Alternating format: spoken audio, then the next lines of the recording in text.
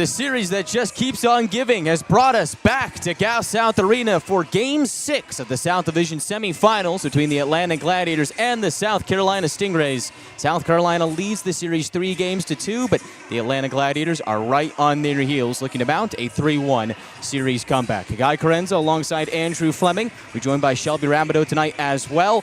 In miraculous fashion, the Gladiators have forced this Game 6 thanks to a thrilling double overtime victory in Game 5 in North Charleston last Friday. Joey Cipollone proved to be the overtime hero, scoring .944 into the second overtime session to give the Gladiators a 3-2 win to keep their season alive. The game lasted 3 hours and 43 minutes. It was one for the ages, and Andrew, now the Gladiators are right back at home, and they have drugged the Stingrays all the way from North Charleston back to Duluth, and momentum is in the Gladiators' favor. Exactly. You just said it, Guy. You got to feel like at this point in the series, all of the momentum's on Atlanta's side.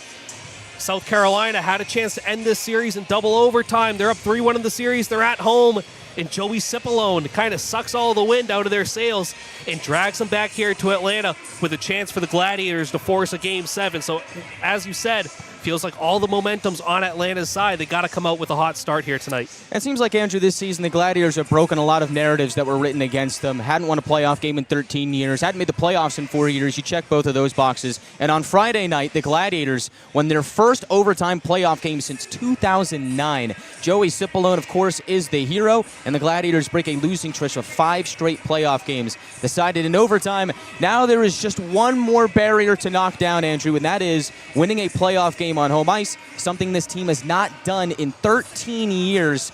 Could tonight be the night for the Gladiators? They're back on home ice, and they were one of the most dominant teams at home this season. Yeah, you said it. They've been a great team at home all season, and it has to be for the Gladiators to keep their season alive. Obviously, Game 3 and Game 4 on home ice didn't really go the way you wanted it to, but here tonight, you're going to have to find a way to get a win at home, which, as you said, they've been so good at home all season. It feels like they're in a pretty good position to do so. The Gladiators are 4-10 now, all-time in elimination games in their franchise's history, and this is just the second Game 6 in Gladiators history, dating all the way back to 2003 when they were the Gwinnett Gladiators. This is just the second time they have played in a Game 6. The lone time before this was back in that same 2013 season when the Gladiators lost in the second round in 6 games to the Cincinnati Cyclones. That game decided 5-3.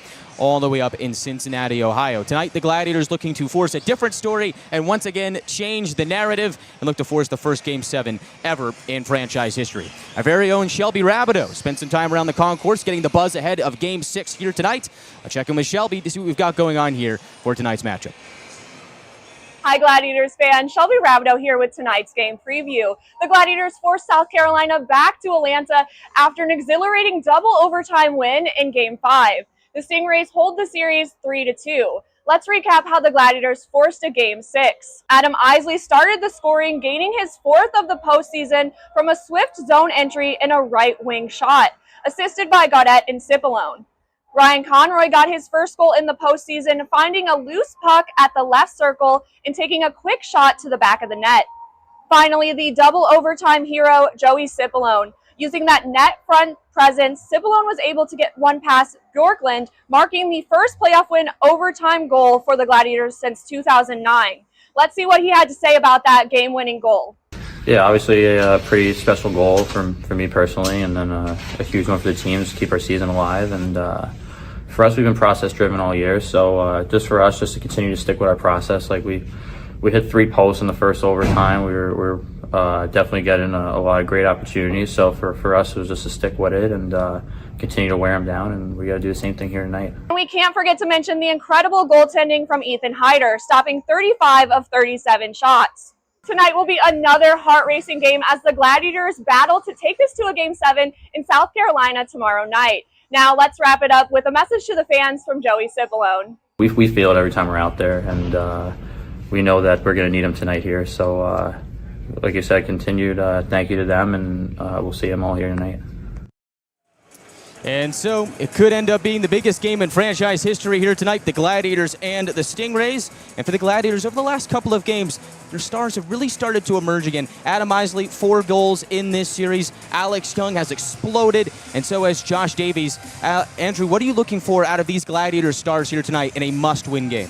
Yeah, you just said it, Guy. You know, in the playoffs, your stars need to be your stars. Your point producers need to produce, and it seems like the Gladiators have really been getting that over the last couple of games. So as you said, you know, Adam Isley, 4 goals, or Alex Young, 5 points. You know, those guys would like to see them keep their foot on the gas pedal and keep producing the way they are. And I'd like to see some contributions from maybe a little bit lower in the lineup from the Gladiators. You know, that fourth line of Nolan, Denemy, and Neely, you know, that's a line that really can get in really hard on the forecheck, force some turnovers. Would like to see them get on the board tonight. And we've seen, especially in this series, and most recently in Game 5, that is what helped the Gladiators get that Game 5 win, that depth. And really, in a game like that lasts almost 4 hours, you need your guys to step up. You need everybody in the lineup to contribute and make plays. Just so happened that Joey Cipollone in that third line got things done for the Gladiators on Friday night. In between the pipes here today, it'll be TJ Sempton-Felter for the Gladiators. We've seen Atlanta rotate their goaltenders throughout the course of the regular season. No stranger to it. They've continued that trend through the playoffs. Ethan Heider was phenomenal, making 34 saves for 34 saves for the Gladiators in that victory against South Carolina. Tonight, it's Sempton-Felter's night. And he has been great for the Gladiators this season as well. Yeah, obviously Sempton-Felter, an all-star this year. Maybe not the stats he would have wanted so far in the playoffs. He's 1-1 so far with a 3.54 goals against average and a .865 save percentage. Not really up to his standards stats-wise this season for Sempton-Felter, so would like to see him get back to that game that we saw a lot earlier in the regular season that made him an all-star for this team. And so, the TJ Sempton-Felter and the Atlanta Gladiators look to once again stave elimination, this time here on home ice. Game 6 of the South Division Semifinals is coming up next, but first, a word from the ECHL.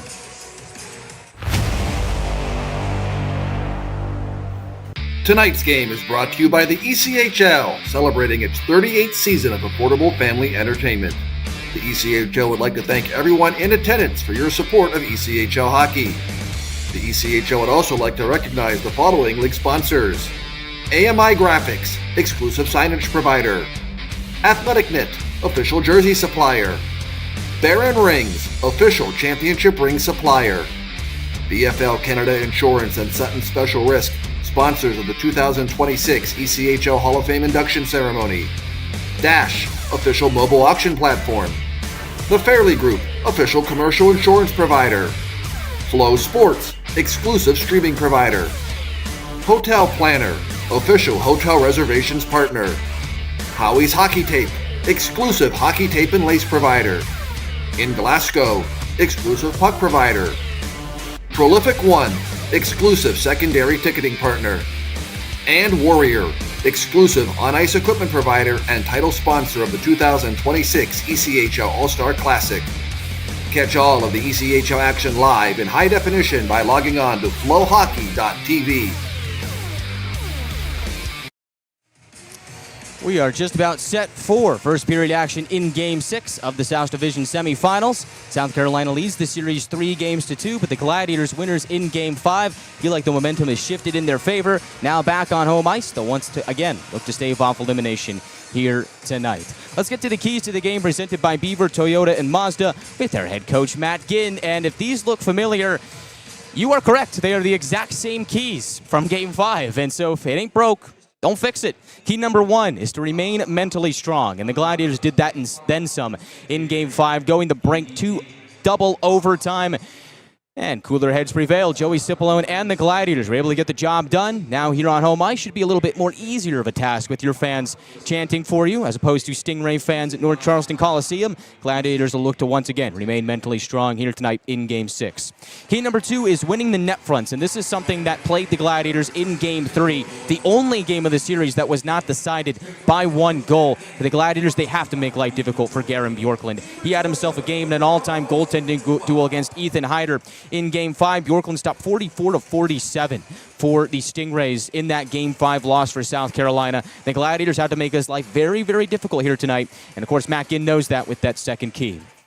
The final key is to once again just find a way. The Gladiators don't care how they do it. It doesn't matter if it's pretty, doesn't matter if it's ugly. The Gladiators just need to find a way to win this game and keep their season alive and find a way back to Charleston tomorrow night for the first ever Game 7 in franchise history. So those are the keys to the game with head coach Matt Ginn, presented by Beaver, Toyota, and Mazda.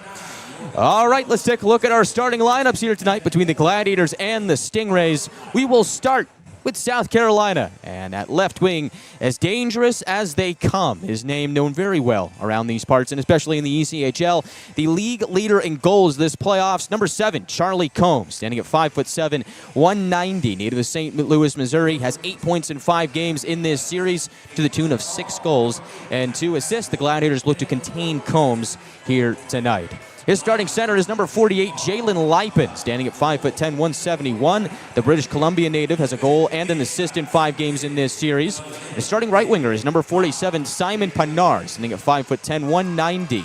Native of Drummondville, Quebec, has just 1 assist in 5 games in this series, as Chad Nychuk and this Gladiators defense has done a nice job of containing Simon Pinard so far in this series. We'll look to keep that up here tonight in Game 6. Starting at left defense for South Carolina is number 27, DJ King, standing at 6'3", 216.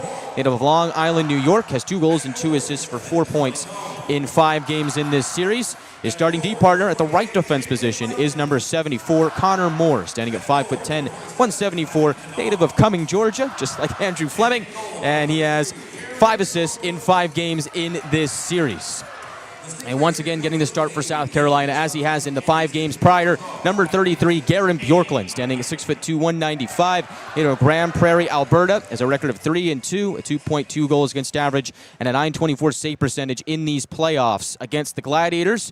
And for South Carolina, interesting development here tonight in Game 6. They are addressing 11 forwards and 7 defensemen. Mikey Adamson comes back into the lineup for South Carolina. Ben Howardchuk, Zach Funk, Lyndon Breen, Caden Bolson, and Stevie Lescovar all out for South Carolina here today. The backup to Bjorklund, number 35, Seth Isley, as the Stingrays are led by head coach Dave Warsofsky, assistant coaches Scott Davidson and Mike Hamilton. Now the starting lineup for your Atlanta Gladiators, and they are keeping to the status quo. It is just about the same exact lineup that we saw in Game 5, albeit one change, and we'll get to that in a moment. Getting the start at left forward position is number 12, Josh Davies, standing at 5'10", 200 pounds. Native of Calgary, Alberta, has flipped the switch as of late. Under contract to Milwaukee, was sent to the Gladiators for the final game of the regular season and this playoff run. Davies has exploded for a goal and 3 assists and 4 points in his last 2 games in this series, all of which equal his point total in these playoffs. His starting center is number 19, Jack O'Brien, standing at 6'1", 184. Native of Denver, Colorado, picked up an assist in the Game 5 victory. Now up to 2 goals and 3 assists for 5 points in 5 games. Starting at right wing, it'll be number 13, Alex Young, standing at 6 foot even, 179. Native of Calgary, Alberta, has a goal and 4 assists in 5 games in these playoffs. And just like Davies, Young has exploded. All of his points have come in the last 2 games, as he was the Gladiators' leading point scorer in the regular season with 27 goals and 32 assists for 59 points in 72 games. Starting at left defense is standout puck mover and defenseman number 39, Chad Nychuk, standing at 6'1", 194. Native of Rossburn, Manitoba, has a goal and 4 assists for 5 points in 5 games in these playoffs. Nychuk, just like Davies, under contract to Milwaukee, the Gladiators' proud AHL affiliate.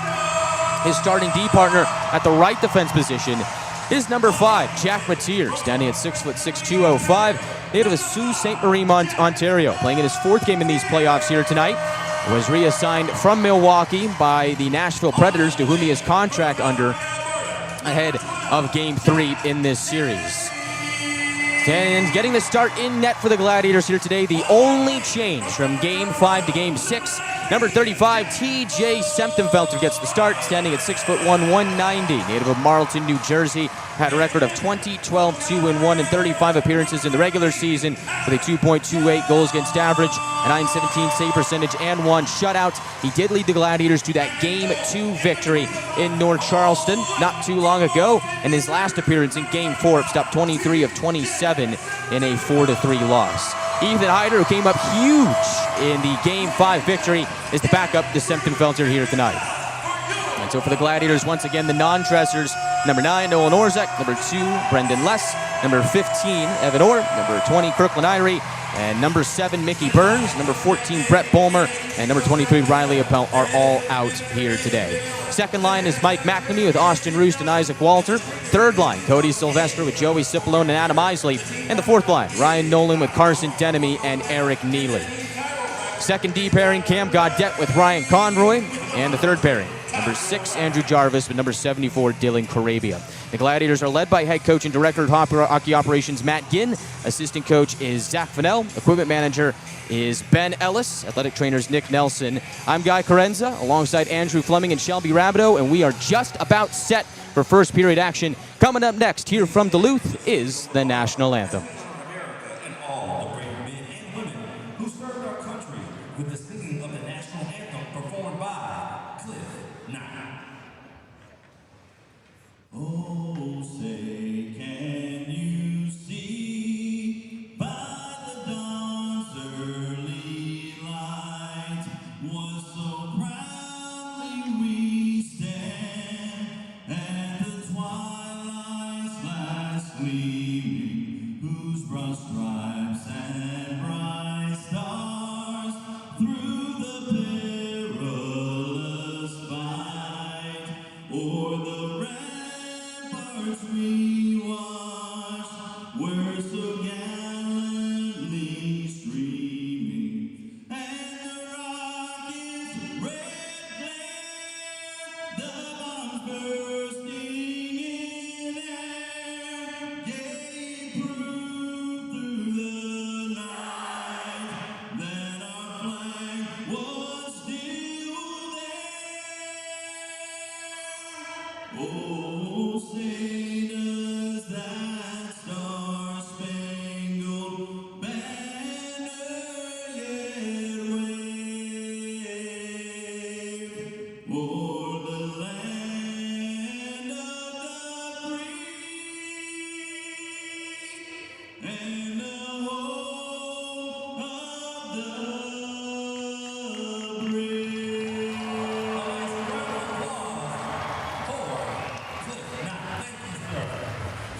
And will officials please join us in the south corner of the ice for tonight from Duluth.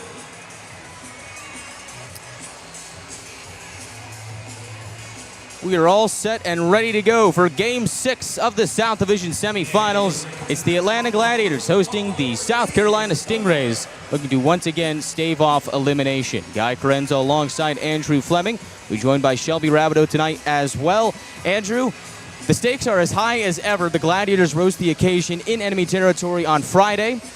What are you expecting from them right here to start Game 6 back on home ice? Yeah, I'm really expecting a hot start from both teams here. South Carolina had a chance to close out the series in Game 5 in the double overtime loss. Have a feeling they're going to really come out, try and inflict their ways onto the Gladiators earlier in this game here tonight.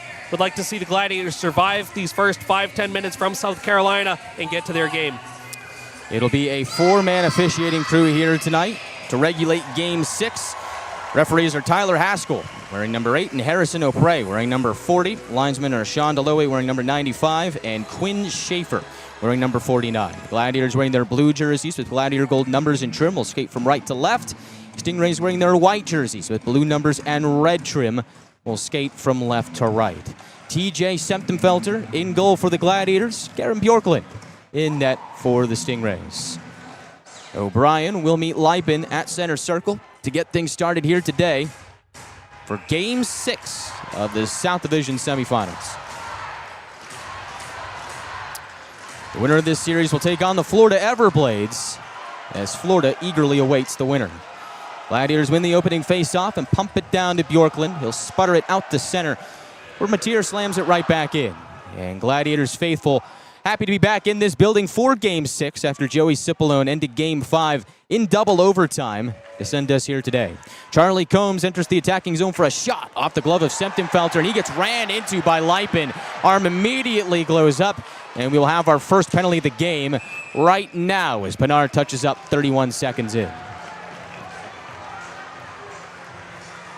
And so it did not take long for the most penalized team in the ECHL to get into the box. Lipin will take a seat. Goaltender interference to call, and we will see the Eco-Electric power play for the first time tonight. Yeah, Lipin just cut through the crease a little too close to Septemfelter there. Gives him a bump. Septemfelter goes down. Atlanta with a very early power play opportunity here. Comes just 31 seconds in. This Gladiators power play in this series has gone 2 for 18 for a little over 11%. Went 0 for 3 in Game 5 in North Charleston. They send out the first unit to start. O'Brien swerving on the far wall, leaves it for Walter behind the cage. He'll sling it up to the left point for Austin Roost. Back down to Walter in the corner. Lets it go behind the net for O'Brien. DJ King gets a stick on it. Reaching in there as well as Dean Locus as a scrum ensues along the boards. South Carolina picks it free and mails it down to Semptenfelter for a Stingray clear. Yeah, very aggressive penalty kill for South Carolina here early.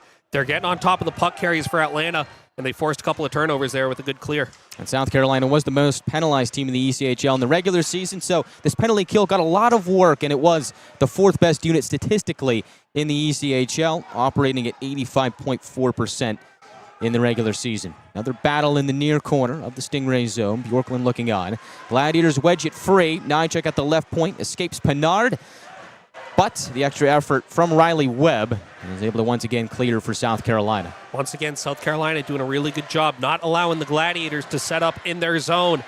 They're forcing the Gladiators to make moves with the puck that they don't want to, and they're forcing turnovers. Down to 48 seconds left on this power play. Isley takes it into the far corner. Gladiators find Mateer at the right point. They'll send it across to McNamee. Left wing shot towards the slot off a stick and wide. Cipollone was there. Davies tries to stuff it in. Behind the net, just whips it to the right wing for Isley. Down to 30 seconds on the power play. Isley looking towards the goal. Finds McNamee across. Shot from there, kicked away by Bjorklund. Gladiators crash the crease, but it leaks free. And South Carolina will clear in a hurry. Yeah, nice job by the second unit for the Gladiators. McNamee there putting a nice shot on net, nice low shot. Isley there looking for a tip-in or a rebound opportunity, but a nice save by Bjorklund to keep it out. 5 seconds left on the penalty to Lipin. Gladiators float one into the glove of Bjorklund. Denemy on the forecheck, looks to create a turnover, but the Stingrays will escape out to center as the penalty has come to an end. Gladiators open the night 0 for 1 on the Eco-Electric power play. We'll see if they can gain some momentum off of it. Cooley gains the red line. Point per game in this series. Drops it down to the trapezoid. Conroy cuts him off from there. Those two get wrapped up. Meanwhile, Nolan along the far wall scoots it ahead to Denemy, who tries to slither away from the forecheck, but South Carolina has it back. Person puts one wide of the net. Behind the cage, they wrap it in front. Person a try, but it's blocked by Denemy. Stingrays continue to rotate. Behind the net, it is Wilkins. The longtime Stingray looks to keep probing at the puck. Conroy takes it away. Stingrays get it right back. Rodzinski, a shot from the line, goes wide. Now on the left corner, pinching down is Connor Mayer. As Wilkins behind the net, he'll shuffer to the near wall. Up ahead has Rodzinski. Over to the left wing to Mayer. Back across. Wilkins a shot blocked by Gaudette. Puck stays to the perimeter. Mayer softly chips it to the end wall where it's met by Denemy. He will find Conroy, take the return feed, and lift it to the line, but not out. Gladiators trying to escape. Person drops it off for a shot in the slot by Wilkins. Blocked by Conroy. And now in the right circle, it's Rodzinski. Has Mayer at the line. He will hold. Neely took away the shooting lane. Back across to Rodzinski at the right point. He looks downhill. Tries to turn and shoot. Blocked by Conroy. Puck leaks to the far wall. Aggressively, Conroy is able to clear, and the Gladiators can finally change. Tyler Kupka comes right back in the near corner, sends it to the far. First man on it is Nakbar for a shot that goes wide. Denemy picks it up and leaves it for Jarvis. Extended shift here for Carson Denemy as he was the lone Gladiator that was unable to get off. And now Atlanta sends it the length of the ice, but not enough steam for an icing. 15:38 left in the first period. Still no score in Game 6. Cooley comes right down the middle, brushes it left wing. Return feed, finds Cooley behind the net. He'll jab it to the near wall for Nakbar, who returns it back to the end wall. Gladiators once again fish it free and plug it out of the zone. And once again, no icing, and they will take this opportunity to get a change in. Nakbar lifts it out to center. Mateer off the near wall, wanted Nychuk. Ends up finding him, tried to pass ahead to O'Brien, but that did not connect. Boomerangs back to the Gladiators defender. He'll leave it for his D partner, Mateer, playing in his 4th game in this series. Gladiators will now try and work their way up ice as McNamee sends it into the near corner. Off the wall, DJ King has it. 4 points in this series. 2 goals and 2 assists. An outlet to the neutral zone for Combs. Cross ice to Pinard. Stingrays didn't like what they saw through the neutral zone, so they regroup and reload. Lipin takes it down the middle for a shot off the blocker of Semptenfelter. Walter can't reel in the rebound. Left point shot off the crossbar, and it stays out. That came off the stick of King. Puck bounces in the near circle. McNamee takes it away. Pelts it right wing for Walter. He's got a step. Walter shoots off a stick and wide. Puck caroms out to center. Foot race between Pinard and Conroy. Pinard's got it. Centers for a shot. Blocked by Sylvester as Combs was looking for his 7th of the series. Stingrays buzzing to open game 6. Combs with it in the near corner. Wraps it around to the far. Broken stick in the area. No trouble for Guzzo. Finds a man open at the point. Cross-ice pass. Ended up going to no one. And the Gladiators will escape out to center. Austin Roost gains the attacking line, rumbling down the right wing. He will center off the stick of Bjorklund and through the slot. Isley holds the zone. From the high slot has it taken away. Wilkins on a breakaway to the goal for a shot. And Septemfelter makes the save. TJ Septemfelter's come to play in game 6 as he robs Josh Wilkins on the breakaway and keeps it a scoreless tie with 13:39 left in the first. We're back to Duluth after this from our local partners. We're 20, and yeah, we're celebrating big. Because in 20 years, we didn't just make the gear.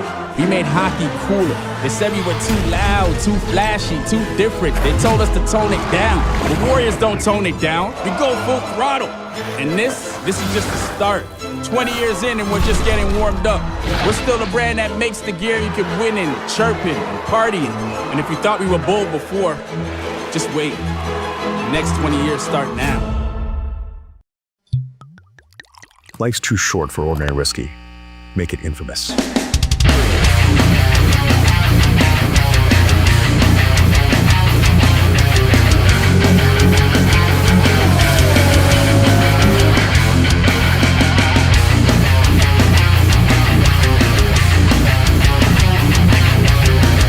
Now available at Mega Package Store, 2820 Lawrenceville, Sewanee, Oregon, 4 miles from Gas South Arena.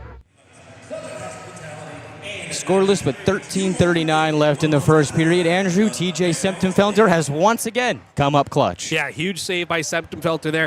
It was a tough turnover by Adam Isley there and a good forecheck by Wilkins. Adam Isley carrying the puck up high in the zone by the blue line, and Wilkins just with a really good stick check able to force that turnover and had a breakaway from center ice in. But Septemfelter reads him the whole way, makes a very nice glove save to keep this game tied early. Really good start for South Carolina. But I like Atlanta's job defending. They're doing a really good job of getting their bodies in shooting lanes. Feel like they've had like 3 or 4 really nice block shots earlier in this one. Webb at the right point tries to center. Cipollone takes the spill, but the Gladiators are able to wedge it out to the neutral zone. Shot clock reads 3-2 in favor of the Stingrays. As South Carolina whirls it around the Gladiator zone, Neely takes it on the fly in the neutral zone, tried to drop it off between the legs for Corabia. The defender is able to push it a little bit further, and this Gladiators forecheck attacks it like hounds. Neely centers into a vacant area. Stingrays take the puck out to the neutral zone and into Gladiator territory. Ryan Hofer barrels down the right wing. On his forehand is pressed by Dylan Corabia into the near corner. He's able to jockey it to the line. Krenzen across for a shot by Rodzinski. Kick save Septemfelter, and the Gladiators will skate it out of harm's way. Denemy up the ice for Nolan at the red line, and it's like we're going to get a whistle here. 12:45 left in the first. Yeah, it looks like the puck went into the Gladiators bench there in the neutral zone. Lucky for Atlanta, looked like they had 6 guys on the ice there. Luckily, quick whistle by the linesman. We'll stay 5-on-5 face-off just outside Atlanta's zone here. And the Gladiators maybe catch a break there.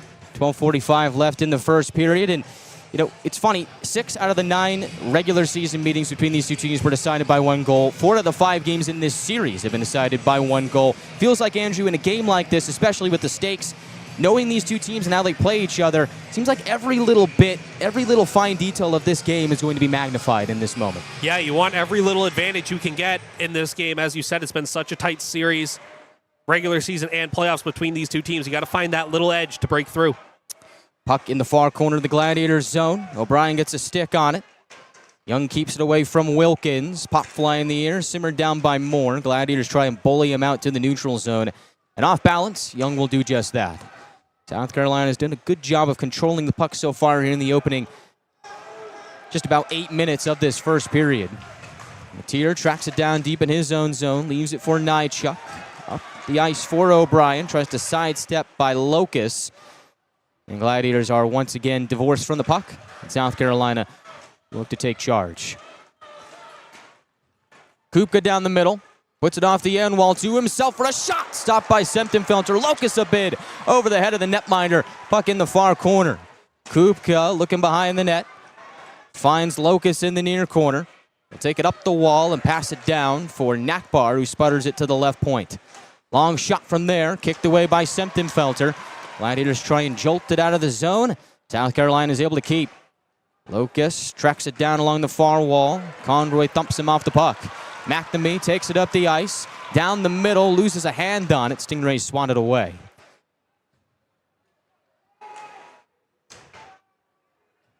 Andrew Jarvis will lead this next charge for the Gladiators. Alternate captain for Atlanta.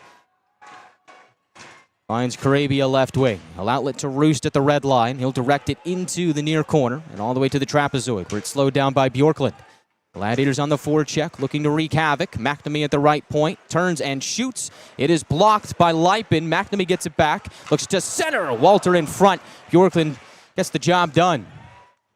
Keeps the Swede away from the net front.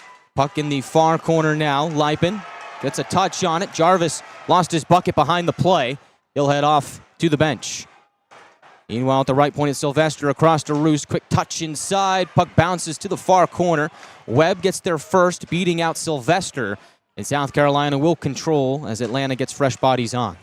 Outlet pass to Lipin, stabbed at by Nychuk. The All-ECHL first-teamer for Atlanta is able to take the puck away and spring Isley up the ice. Down the right wing, he shoots, blocked by King. Now Cipollone twists it to the far corner from the near. Isley trying to hustle and get there, beat out to the puck by the Stingrays. Puck will flapjack back out to center where it's hauled in by Nychuk. Cipollone, the hero in double overtime in Game 5, lifts it to the South Carolina end wall. Continues to attack there from the right circle, puts it up top. Conroy slithers down the wall, looks to center. Blocked by the Stingrays. Hofer did the job, and he takes it out to the red line and a little bit more. Hofer, checked by Cipollone on the left wing, driving towards the crease, is kept to the outside by Cipollone and Conroy as South Carolina chucks it down to the trapezoid for Locus. Conroy bodies up Hofer along the far wall. The Capitals prospect rips it around to the right wing for Moore. Shot goes wide of Semptimphelter. Point kept by the Stingrays. Another bid by Moore, blocked in front. Loose puck handled by Isley. He'll take flight to the neutral zone as he airs it out to Stingray territory and gets off. At least he tried to get off for a change, but he was checked in the process. Got an arm raised here and a tripping call.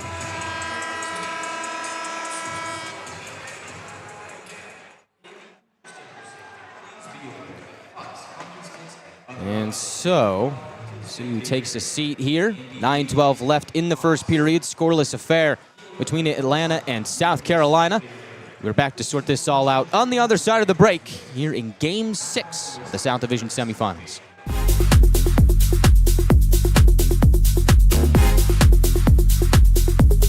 More than just cookies.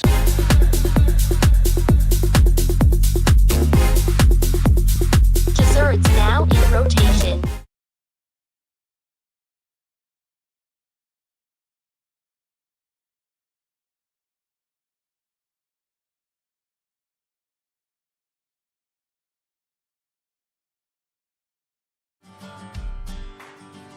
Why choose between getting things done and doing things with the ones you love?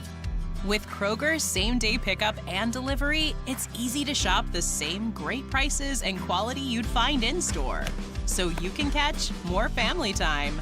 We'll bring your groceries right to you, satisfaction guaranteed, so you can spend time on what matters most. Kroger, fresh for everyone. 9:14 left in the first period. Gladiators to their second power play of the night. Ryan Hofer in the box, 2-4 tripping. And Atlanta will look to break this scoreless tie. Gladiators have scored first in 4 out of the 5 games in this series. Roos to the right wing finds Young. From the half wall, pass down low, back up high, over to Roost at the left point. Delays for a moment, surveying his options, keeping it away from Pinard, sweeping at the puck.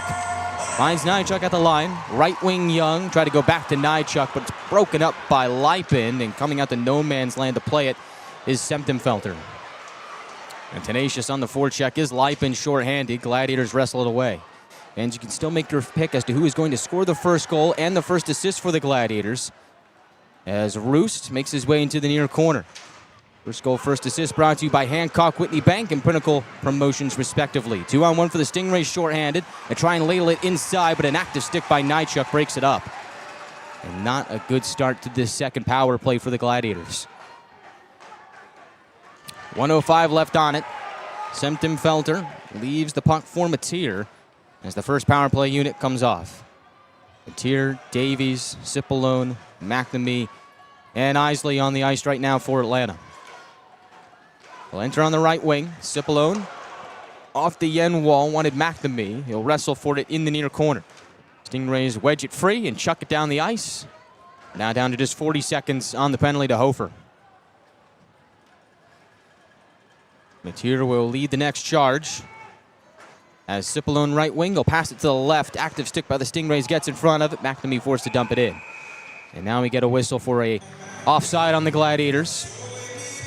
7:40 on the clock and 27 seconds left on the penalty to Hofer. Yeah, you said it, Guy. Just not a great second power play for the Gladiators here in this first period. Just seems like they're having a little bit of trouble getting on the same page here.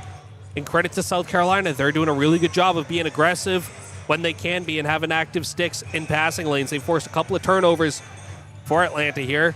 They were able to spring themselves on a 2-on-1, but a good stick by Chad Nychuk broke that up. Gladiators got to get on the same page here.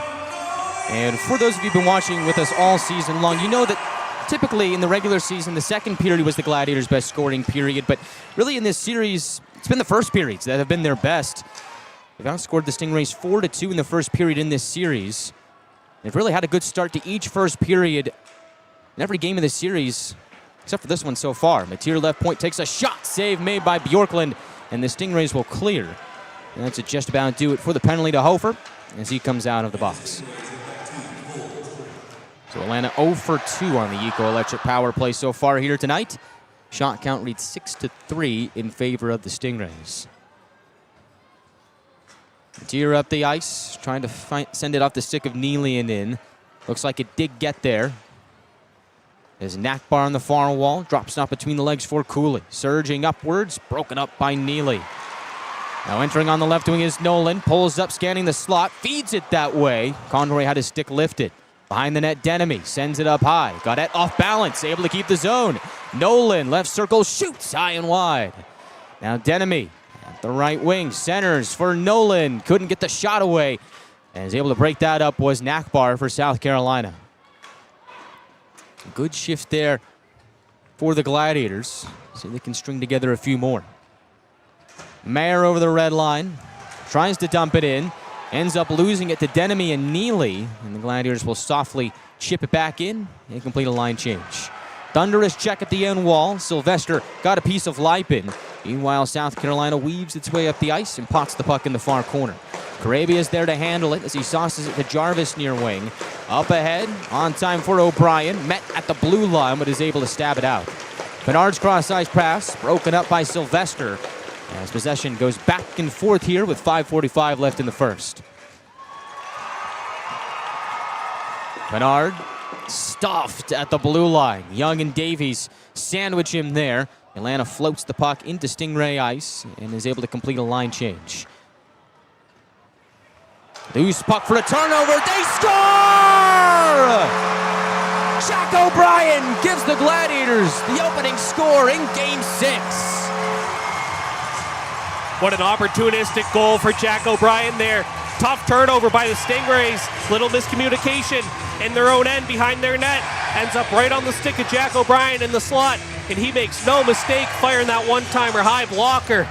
And Atlanta takes the lead. The Stingrays just careless with the puck in front of Bjorklund. O'Brien's right there for the steal and score. And for the 5th time out of 6 games in this series, the Gladiators have struck first.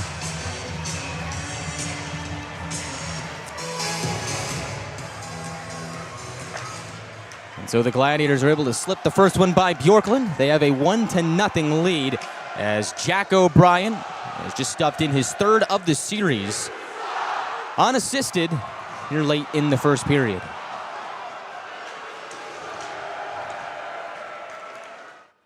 Person gains the Gladiators line, puts it off the right wing wall, is able to chase it down. Has more right point across to the left for a shot in front. Saved by Septemfelter. Wilkins crashes the crease, and somehow, some way, Septemfelter keeps it out. Charging up ice is McNamee. Has Roost right wing. He'll stuff it down to the trapezoid where Moore cuts it off. Lobs it ahead for Locus. Chip up the ice for Nakbar, broken up by the Gladiators. Gladiators are 2-2 in this series when scoring first. In the regular season, Atlanta was an outstanding 31-5-1-1 when scoring the first goal. Right wing shot by Davies, rings the iron.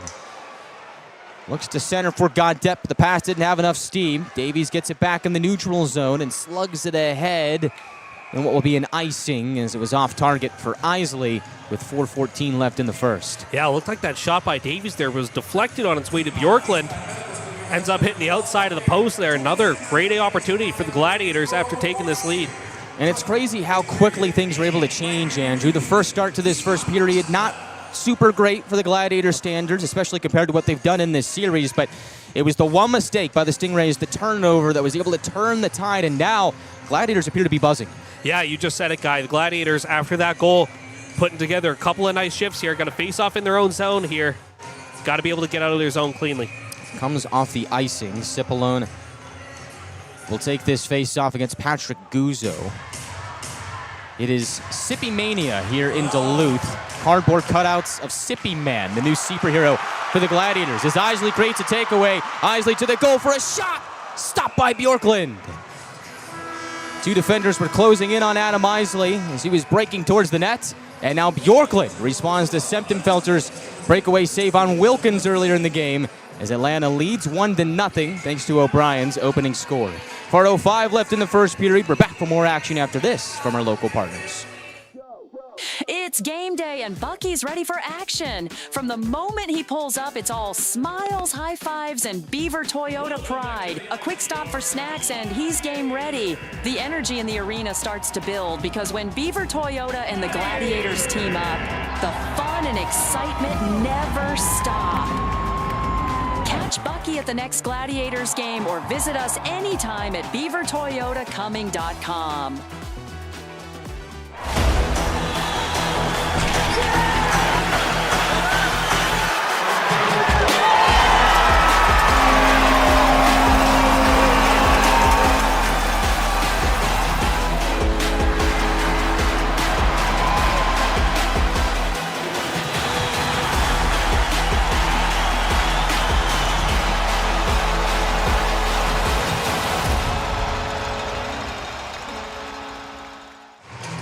Gladiators lead 1-0 with 4:05 left in the first period of Game 6. Guy Chiarenza alongside Andrew Fleming will be joined by Shelby Rabideau as well.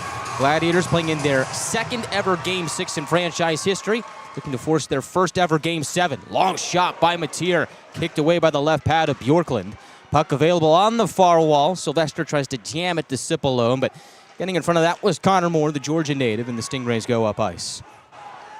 They'll fling it down to the end wall. Pinard jockeying with Nychuk. Gladiators slap it up the near side for Sylvester and out to center. Bouncing puck. Nabbed at by Cipollone, but getting it for South Carolina is Jalen Lipin. He'll direct it in on a zone entry for South Carolina into the near corner. Nychuk once again bangs it up the near wall. This time it's Neely there to volley it to Denemy. Soaring ahead over the red line. Stick lifted by Lipin, but he is able to probe it into the near corner. Gladiators getting fresh bodies on as Nolan's able to take it away on the forecheck. Tries to rip it downhill, but the Stingrays got in front of it. It'll meander its way back into the Gladiator zone, where it's handled by longtime defender Dylan Carabia. He'll shake it to the left wing for Jarvis. Over the red line, he'll wrap it around the horn to the right wing. Waiting there is Neely. Down low is Nolan. Spinning in the far corner. Puts it up top to Carabia. Across to Jarvis. He'll angle it off the end wall to Denemy. working against Krenzen. Has it in the trapezoid, looks to center, but it's blocked by Mayer. Turnover to Neely on the right wing. Gladiators keep the puck, and they cough it up. The Stingrays take it right back, and they'll make their way to center ice. Krenzen dumps it in, stuffed a bit by Jarvis. That's Karavia fielded in the trapezoid. They'll send it to Nolan along the near wall, reversing to the far, and momentum carries the puck the length of the ice. And that'll be an icing with 2:19 on the clock in the first period. And all of a sudden, Andrew, shot count is now 8-7 in favor of South Carolina. Gladiators have slowly started to creep back into this game and inch closer and closer to tying up that shot count. Yeah, said it in the pregame. Felt like the Gladiators need to survive the first 10 minutes of South Carolina's attack. We saw that. South Carolina came out really hot. Gladiators did a pretty good job defending against them. Then they're able to get that first goal, and now they're pushing. And the script is almost flipped in Game 3. It was the Gladiators that came out hot and heavy. And the Stingrays got the first goal and really didn't look back as a long bid by Moore ends up going wide. Cooley tries to wrap it in, but Semptimphelter hugs the far post to keep it out. Tries to leap towards a bouncing puck, and the Stingrays put it in. Pinballs to the goal line, and Locust shoves it into the far corner, and South Carolina's tied it with 2:01 left in the first. Tough break for Atlanta there. Just a very tenacious forecheck there by South Carolina. They're able to get the pucks on net, force some rebounds. They're able to tuck it. Looks like Locust was the one that sent it towards the net, although Cooley did go to the bench first. We'll see who ends up actually getting the goal, but South Carolina has tied this game up at 1 here in the late stages of the first.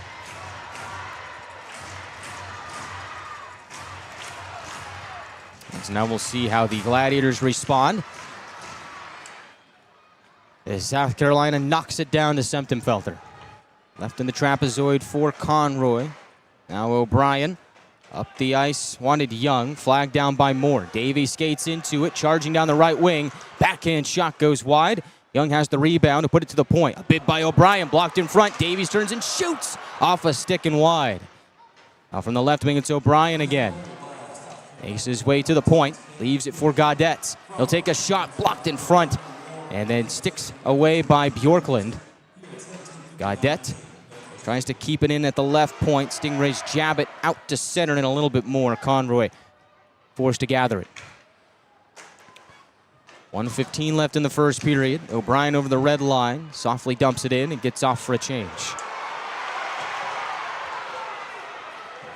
Bernard for Lipin, down the middle, snapshot blocked by Mateer. And Lipin sends Mateer down to the ice. And we got a whistle here. It looks like they might get Jack Mateer for interference here on Lipin. Held him up for just a little too long. And see our first post-whistle scrum of the night. 57.5 left in the first period. Jack Mateer right in the thick of it. As the two parties not too happy about what just transpired, and we'll see who the call ends up going against. Mateer arguing with one of our referees right now. As that appears to be Harrison O'Prey, and they are going to take Mateer to the box. And you see this Gladiators Beaver Toyota Mazda penalty kill for the first time tonight. Yeah, just a tough play for Mateer there. Lipin chips the puck by him. Mateer's trying to give him a quick bump before he turns around to grab that puck. Holds him up for a little too long. They both go down. Interference on Mateer. Atlanta to the kill late in this first period.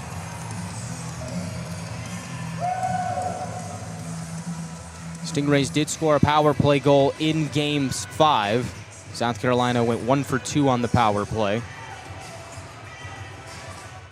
And so far in this series, the Stingrays power play has gone 2 for 13. Gladiators penalty kill, 84.6% in this series.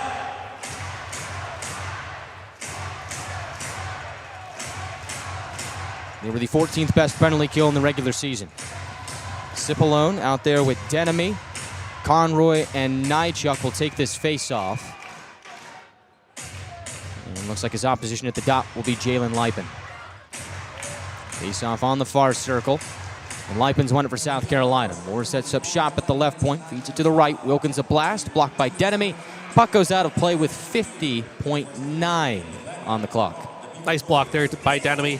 Try and set up that one-timer there. Denby reads it the whole way, goes down to one knee, gets a nice block there. That one goes out of play. And that really is Carson Denemy to a T. Just knows where to be at the right time.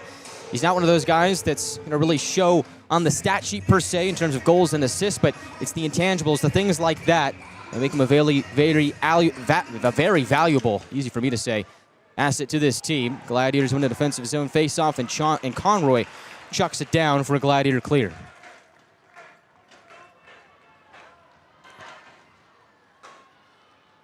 Charging back in is Lipin. Breezes to the right point. Slows down a bit. Leaves it for more. Active stick by Cipollone. Jolts it out to the neutral zone. And South Carolina has to regroup and reload. Late offside on South Carolina. At least the Gladiators thought it was. It ends up not being one as a long shot by Moore is kicked away by Semtenfelter. Then the Gladiators clear. Down to just 13 seconds left in the period.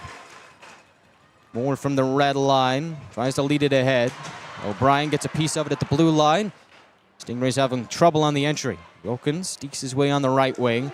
Slots it down to the end wall. Combs takes a whack at it at the buzzer as the first period has come to a close. And so South Carolina will open the second period of play with 1 minute and 3 seconds worth of power play time with Mateer still in the box due to the interference penalty. All tied up at 1 after 1. Gladiators goal scored by Jack O'Brien with 5:27 left in the first. Stan Cooley responds with 1 for South Carolina to tie the game up at 1 with 2:01 left in period 1. Here to break it all down for you on the other side in the first intermission report are Andrew Fleming and Shelby Rabideau as the Stingrays lead the shot count 11-9 after a 1-1 first period tie. We're back after this from our local partners here for Game 6 of the South Division Semifinals.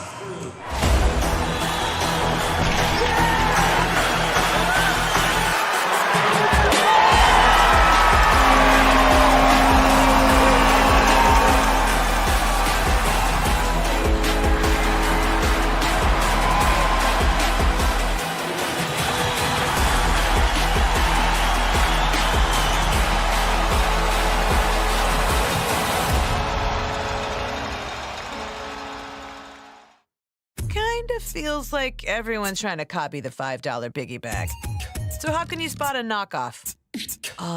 It won't taste like Wendy's. This job is easy. When the deal is as fresh as the meal, gotta be Wendy's. Gotta be fresh. Sometimes life's collisions leave us feeling off balance. But at 100% Chiropractic, we know how to get you back on track. We don't just straighten you out, we empower you. We educate you on how to get to the root cause and give you a play-by-play strategy on how to get you back to 100%. We even use lasers.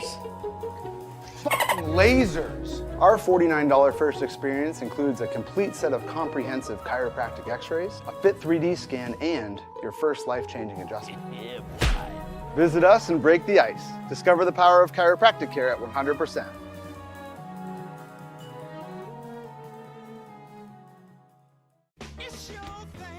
When you need inspiration, it's worth shopping Kroger. For thousands of appetizing ingredients that inspire countless mouth-watering meals. And low prices that add up to big savings, like over $600 in digital coupons each week, and up to $1 off per gallon at the pump. So you can get big flavors and big savings. Kroger, fresh for everyone. Gwinnett Fire and Emergency Services is ready to answer the call, but we'd rather prevent them. Our free home safety survey includes checking smoke alarms, identifying common hazards, and reviewing your family's home escape plan. Schedule yours today. All right, Gladiators fans, welcome back to Gas South Arena. Shelby Rabideau here with Andrew Fleming. We're going to be breaking down everything that happened in that first period. But first, let's check in with our scores. We are tied here at Duluth, 1-1. The South Carolina Stingrays have 11 shots on goal, and the Atlanta Gladiators have 9 shots on goal. Now, Atlanta's going to start the second period with a penalty kill with about 1 minute and 3 seconds. Andrew, what did you see in that first period that was notable for the Gladiators? Yeah, so me and Guy talked about it a little bit during the pregame show. I felt like South Carolina, after having a chance to close out this series at home in Game 5, obviously getting that game to double overtime, obviously the Joey Cipollone overtime goal, that's the whole reason why we're here tonight. Happy to be back at home ice. Of Happy course. to have you here as well. Yeah, no, it's great to be here.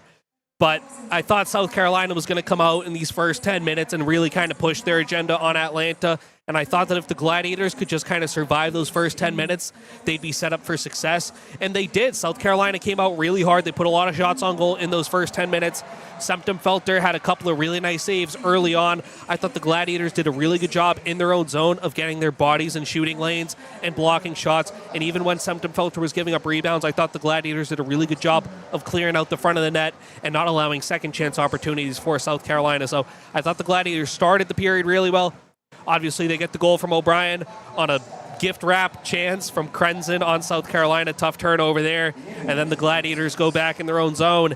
And then they're the ones turning the puck over in their own zone. Little net front scramble at the side of their net. And South Carolina's able to tie it up. So I thought it was more of a feel-out kind of first period. You know, in these game sixes, do or die for the Gladiators. South Carolina obviously had a 3-1 lead in the series. Now it's a 3-2 lead in the series. They're playing with leads a lot of this series, it felt like. Obviously, they had the 1-0 lead in the series. They had the 2-1 lead in the series, the 3-1 lead in the series, now a 3-2 lead. So South Carolina seems to be playing in front most of this series.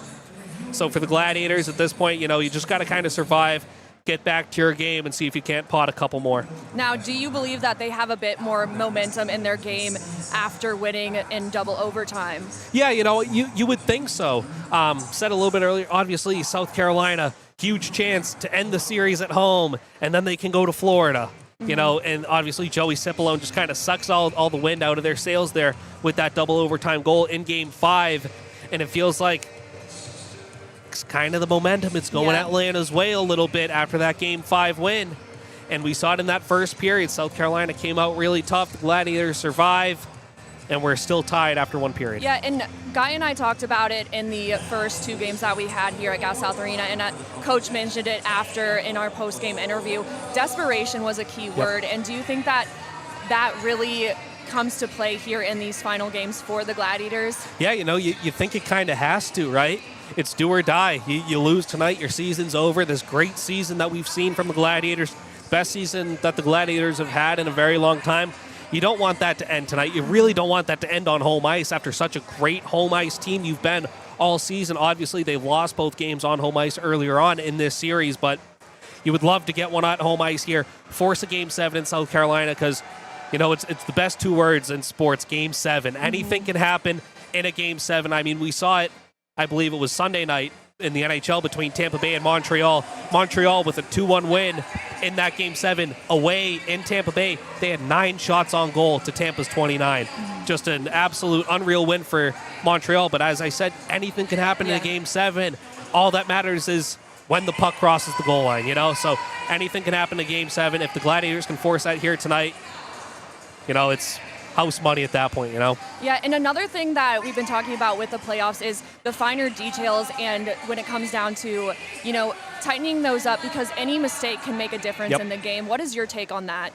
So I thought earlier in that period, I thought that the Gladiators' details were really well. I kind of mentioned that they were doing a good job blocking shots. They were doing a really good job clearing out the net front. Their power plays a little bit miscommunication, I'll say. You know, it didn't really seem like their power play units were on the same page. But then again, South Carolina has a very effective penalty kill. They were one of the best penalty kills in the league all season, one of the most penalized teams in the league, so they got a lot of practice on the penalty kill. But we saw that South Carolina was very aggressive, attacking pucks, forcing turnovers while the Gladiators were on the power play. So I feel like the Gladiators, if they get another chance on the power play, they just got to kind of clean it up a little bit more, maybe simplify a little bit, put more pucks on net. Because obviously in the playoffs, anything can happen when you put pucks on net. Yeah, and speaking of the other specialty team, that penalty kill, the Gladiators will be starting the second period with 1 minute and 3 seconds. What do you think the Gladiators need to do on that penalty kill? Yeah, so I thought that their penalty kill obviously only have played 57 seconds on the kill in that first period, but I thought what they did in that 57 seconds of kill time was pretty good. Joey Cipollone and Carson Denemy. Carson Denemy had a really nice block shot on a one-timer there. He was able to block the shot. Puck went out of play. And then Joey Cipollone forcing a turnover up on the point. He read the D-to-D pass, and he was able to chip it out of the zone. So I like what their two forwards up front did on that penalty kill. So I would like to see more of that, obviously, in this last 1 minute and 3 of the penalty kill for the Gladiators to start the second period, and then hopefully they can stay out of the box for the rest of this one. Yeah, and we'll talk more about what you want to see in that second period when we come back from our break. Once again, it is tied here in Duluth 1-1. We'll see you after the break. Go, go. It's game day and Bucky's ready for action. From the moment he pulls up, it's all smiles, high fives, and Beaver Toyota pride. A quick stop for snacks and he's game ready. The energy in the arena starts to build because when Beaver Toyota and the Gladiators team up, the fun and excitement never stop. Catch Bucky at the next Gladiators game or visit us anytime at beavertoyotacoming.com. We're 20, and yeah, we're celebrating big. Because in 20 years, we didn't just make the gear. We made hockey cooler. They said we were too loud, too flashy, too different. They told us to tone it down. The Warriors don't tone it down. We go full throttle. And this is just the start. 20 years in and we're just getting warmed up. We're still the brand that makes the gear you can win in, chirping, partying. And if you thought we were bold before, just wait. The next 20 years start now. Need to build a professional brand? Alpha Graphics delivers with stunning signage, graphics, and marketing materials that are exactly what you need to earn clients' trust. Alpha Graphics. Bring your brand to life. Life's too short for ordinary whiskey. Make it infamous.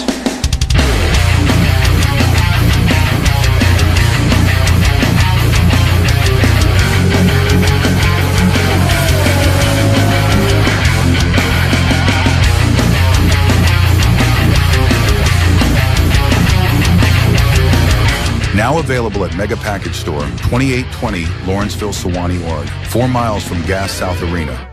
Gwinnett Fire and Emergency Services is ready to answer the call, but we'd rather prevent them. Our free home safety survey includes checking smoke alarms, identifying common hazards, and reviewing your family's home escape plan. Schedule yours today.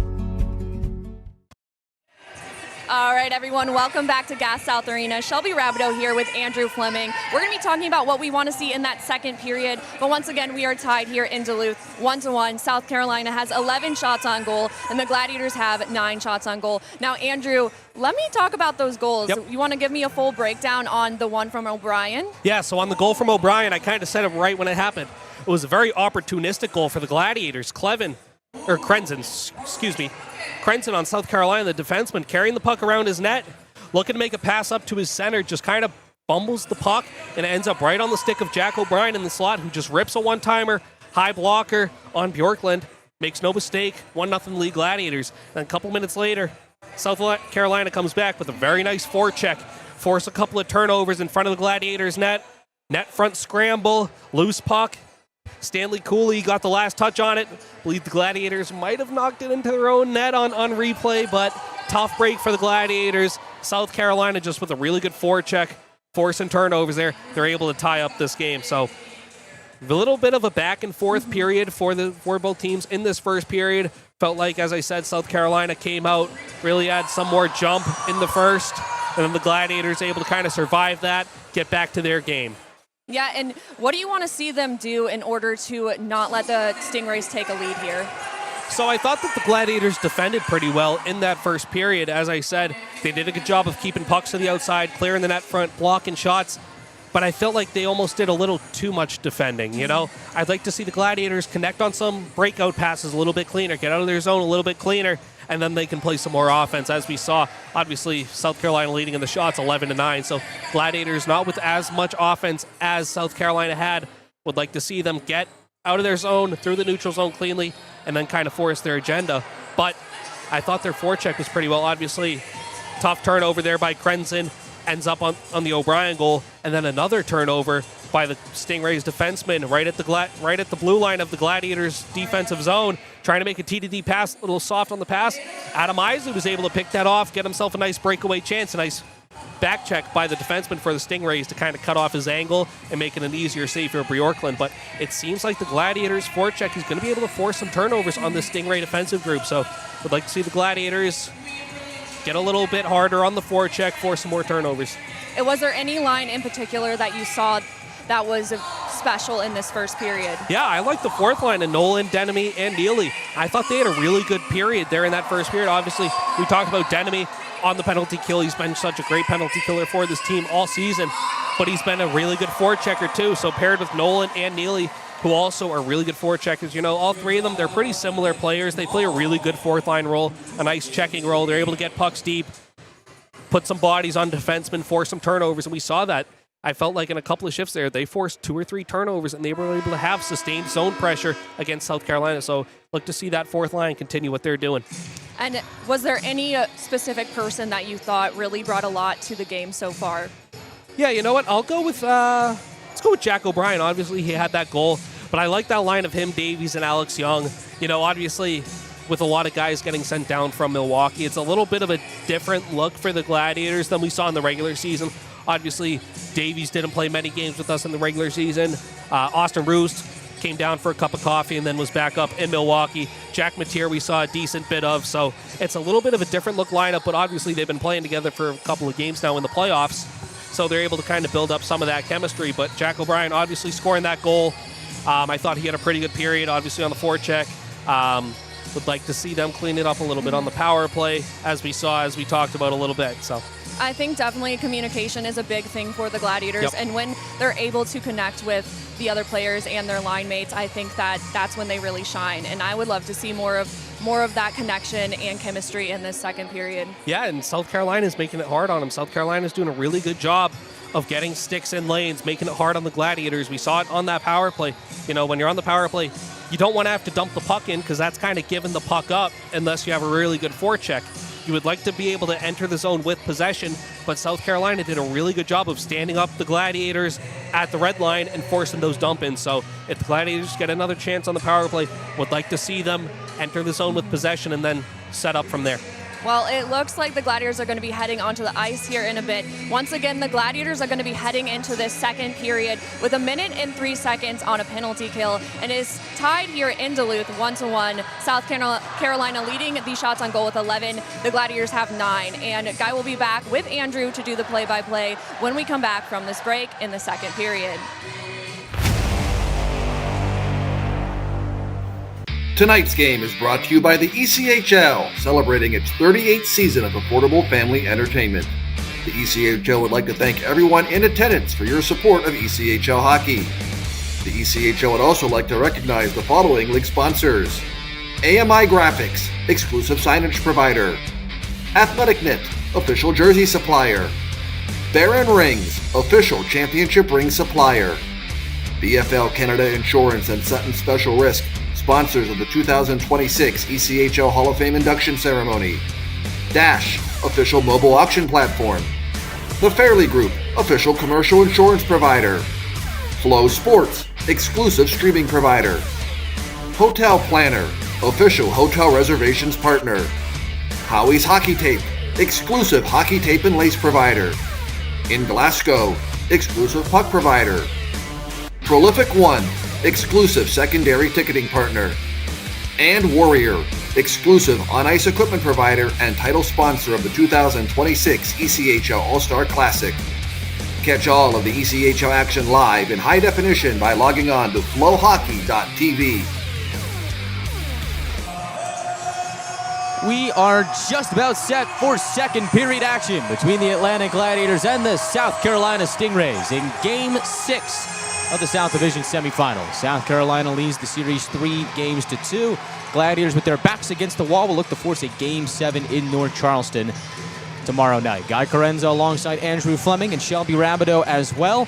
Andrew, bit of a wacky first period. Couple of mistakes on both sides that led to both goals for O'Brien and Cooley for their respective clubs. Gladiators will start this second period on the penalty kills. The first time we've seen it here tonight. What are you looking for out of Atlanta here to open this second period? Yeah, so I thought they did a good job with the 57 seconds of penalty kill they had at the end of that first period. Nice job by Denemy. He had that block shot on the one-timer for South Carolina. And Joey Cipollone did a really nice job breaking up a D-to-D pass and chipping it out into the neutral zone. So would like to see more of that. Getting in shooting lanes, blocking shots, having sticks in lanes, breaking up passes. And really the special teams battle in this series has been about even. Gladiators 0 for 2 on the power play so far here tonight. We'll see if that plays a factor down the stretch. You know, you have to see what they will do here on the penalty kill. There's still 1 minute and 3 seconds remain on the interference minor to Jack Mateer. Called about 57 seconds left in the first period. Gladiators wearing their blue jerseys with Gladiator gold numbers and trim will skate from left to right in the second period. Stingrays wearing their white jerseys with blue numbers and red trim will skate from right to left. TJ Septemfelter for the Gladiators has stopped 10 of 11. Garen Bjorklund for the Stingrays, 8 of 9. The second period awaits. Gladiators starting the middle frame on the PK. Send out Cipollone, Conroy, Nychuk, and Denemy. Stingrays counter with Lipin, Kupka, Combs, Moore, and Wilkins on the power play. Gladiators penalty kill is brought to you by Beaver, Toyota, and Mazda. Stingrays win the opening draw of period 2. End up going down to Bjorklund, and that is where they will start their first charge of the middle frame. Pass ahead to Kupka at the red line. He'll slug it in all the way around to the far corner, met by Cipollone.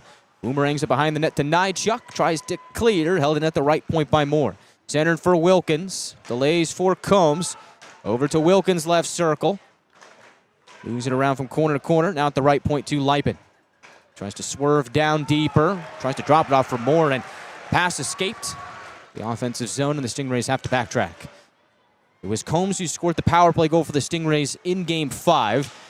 And they try to find him at the left circle, but the pass ended up going behind him and all the way down to Bjorklund. Lipin blazes down the middle, feeds it right wing. Shot by Pinard to the slot, off a stick and wide. Lipin was camped out between the dots, and O'Brien picks up the free puck and clears. And that will do it for the penalty. Gladiators 1 for 1 on the Beaver Toyota Mazda penalty kill to start Game 6. Tenacious on the forecheck. Carabia keeps it at the right point. Long shot off a stick and wide. Moore swipes at it along the far boards. Outlet pass broken up by Jarvis. Does make its way to Pinard. In front of the Stingrays bench. Chucks it right back into the Gladiator defender. He'll send it upwards for Alex Young. Young making his way down the left wing between the legs. Deeks to the slot. Passes that way, but nobody was there. Off the wall, Jarvis exchanges with Young. At the right point now, it is O'Brien for a shot. Blocked by Locus. The Stingrays will pitch it out to center. Person gains the red line and dumps it in. He'll chase after it as his line mates get off for a change. Gaudet, the former Pensacola Ice Flyer and first-year pro out of Stonehill College, leaves it for Conroy. Led ahead to Roost on the right wing. Off the wall to Young. Two Stingrays catch up to him. Puck will skip to the blue line. Gladiators keep it for a moment. Extra effort from Webb.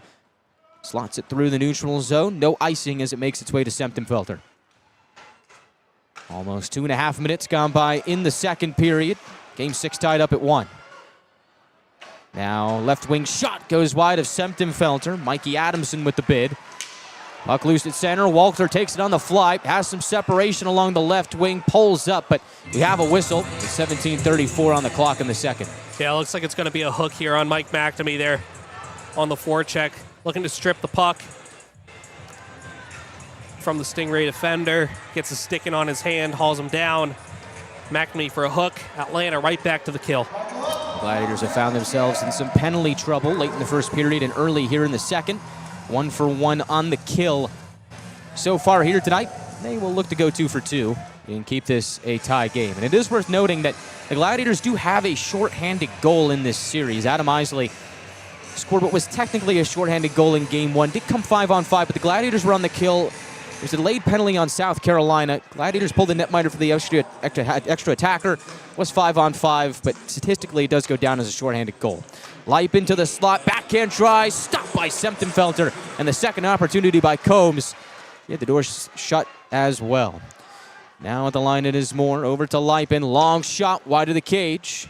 Thuds off the back of it. Denemy takes it to the end wall. Kupka tries to soccer it away. Combs weasels his way in there, stuffs it to the far corner for Wilkins. Led up to the right point for Moore.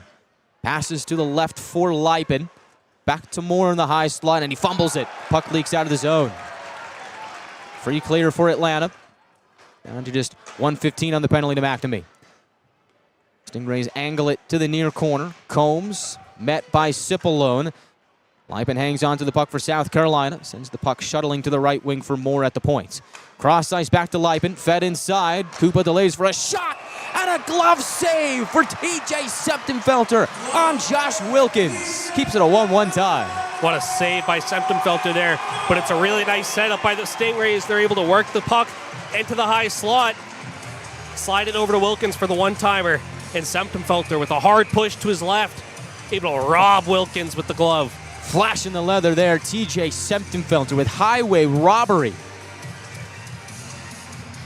We're about 3.5 minutes into the second period. Might have to call Gwinnett County Police on that one. 59 seconds left on the penalty to McNamee. Face-off to Semptimfelter's left at the far dot. O'Brien will take this face-off against Dean Locus. O'Brien does win it. Gladiators whip it the length of the ice for a clear. Yeah, we've said it all season. Your best penalty killer has to be your goaltender. And Semptimfelter's showing that right now. Pinard ladles it to the right wing. Flying into action. Pass across to Pinard for a shot over the head of Semptimfelter. Momentum carries the puck out to the neutral zone. And all the way back to Stingray ice. Pinard back to the right wing for Locus. Puck caught up in his skates. He'll just slam it down to the corner wall. Gaudette meets it there. Tries to spin out of the forecheck. And the Gladiators do just that, and they'll clear again. Great work on this PK so far. And now a turnover. Right wing, it's Nolan scrambling his way in. Crowd comes to life. Nolan tries to spring towards the net, but the Stingrays keep him off the puck. And that should just about do it for the penalty to McNamee. Gladiators 2 for 2 on the kill so far tonight. Stays a 1-1 tie. 4:30 gone by in the second. Nolan. And nobody knows where the puck is.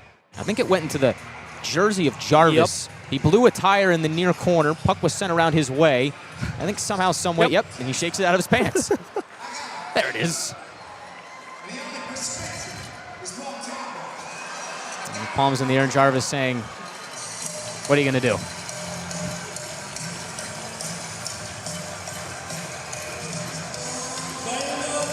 Face off to the right of TJ Semptimfelter.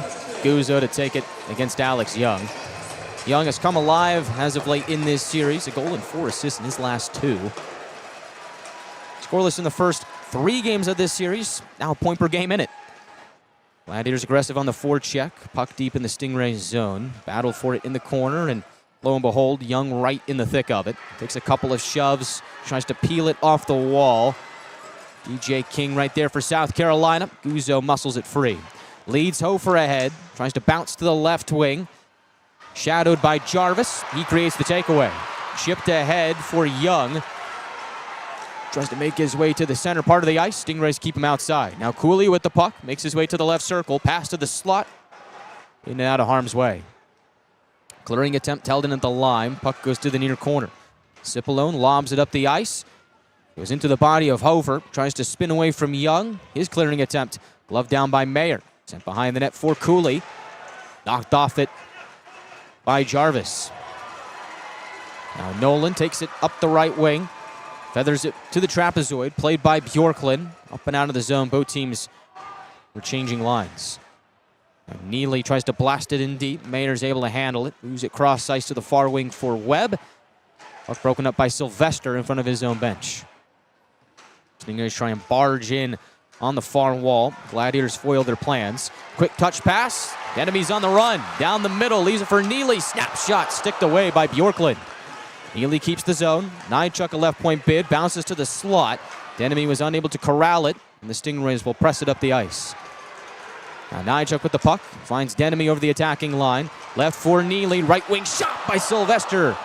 Misses by a few feet. Now along the left wing it is Nychuk. Looking to center. Hits the skate of... Make that the stick of Webb. Gladiators rotate to the point. Long shot sent wide of the net.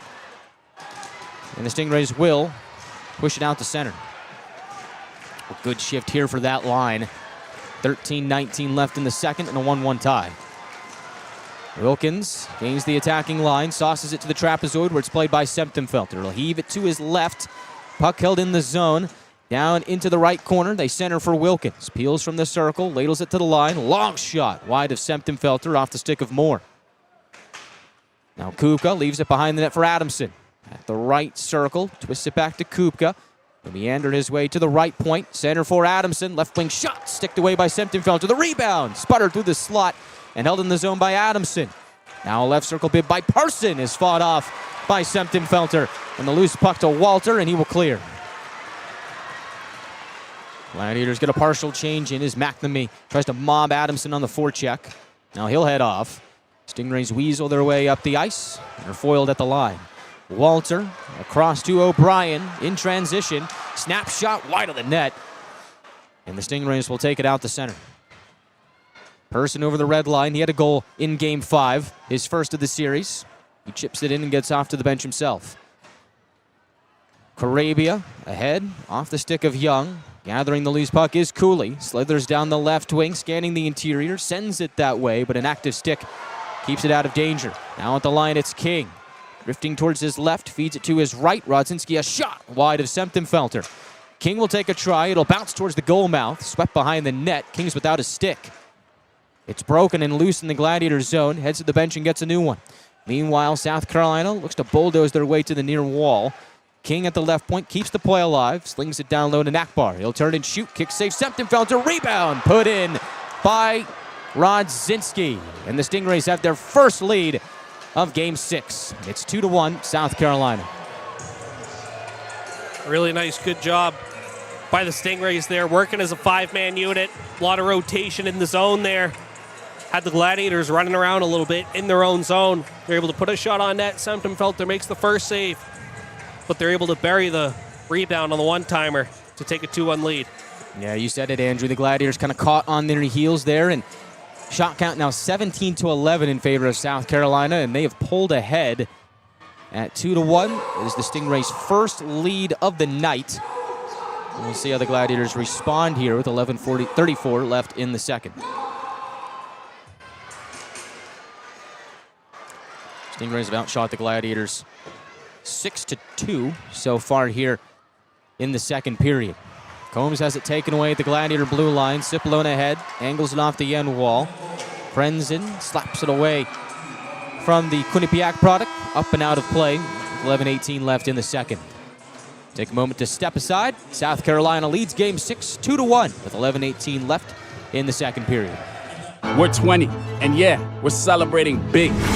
Because in 20 years, we didn't just make the gear. We made hockey cooler. They said we were too loud, too flashy, too different. They told us to tone it down. The Warriors don't tone it down. We go full throttle. And this is just the start. 20 years in and we're just getting warmed up. We're still the brand that makes the gear you can win in, chirping, and partying. And if you thought we were bold before, just wait. The next 20 years start now. Life's too short for ordinary whiskey. Make it infamous.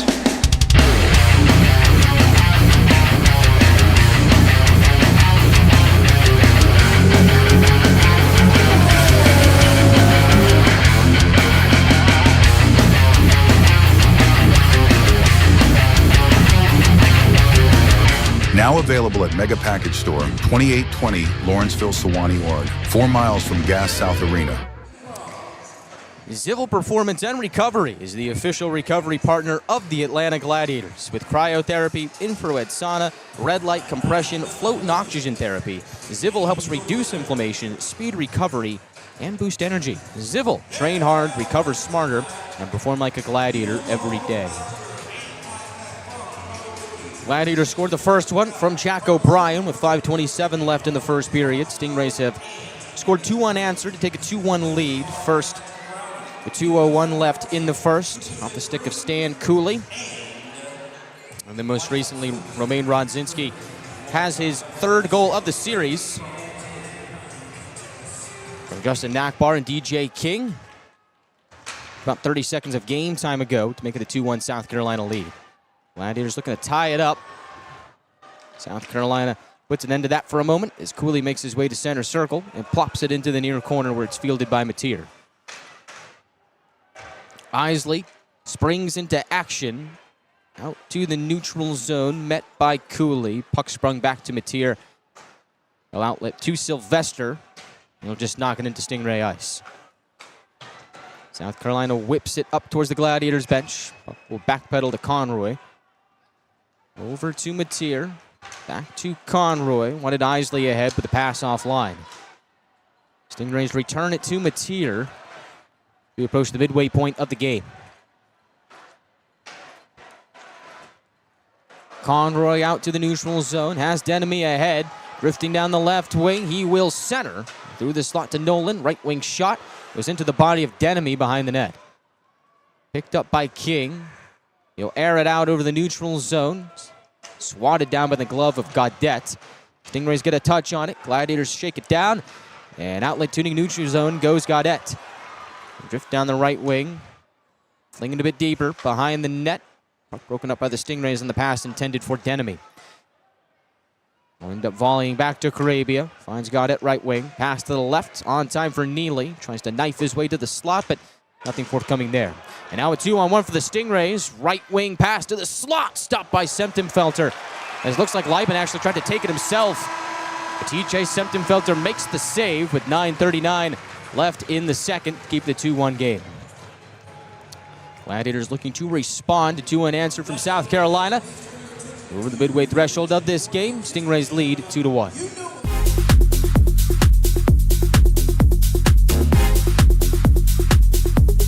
More than just cookies.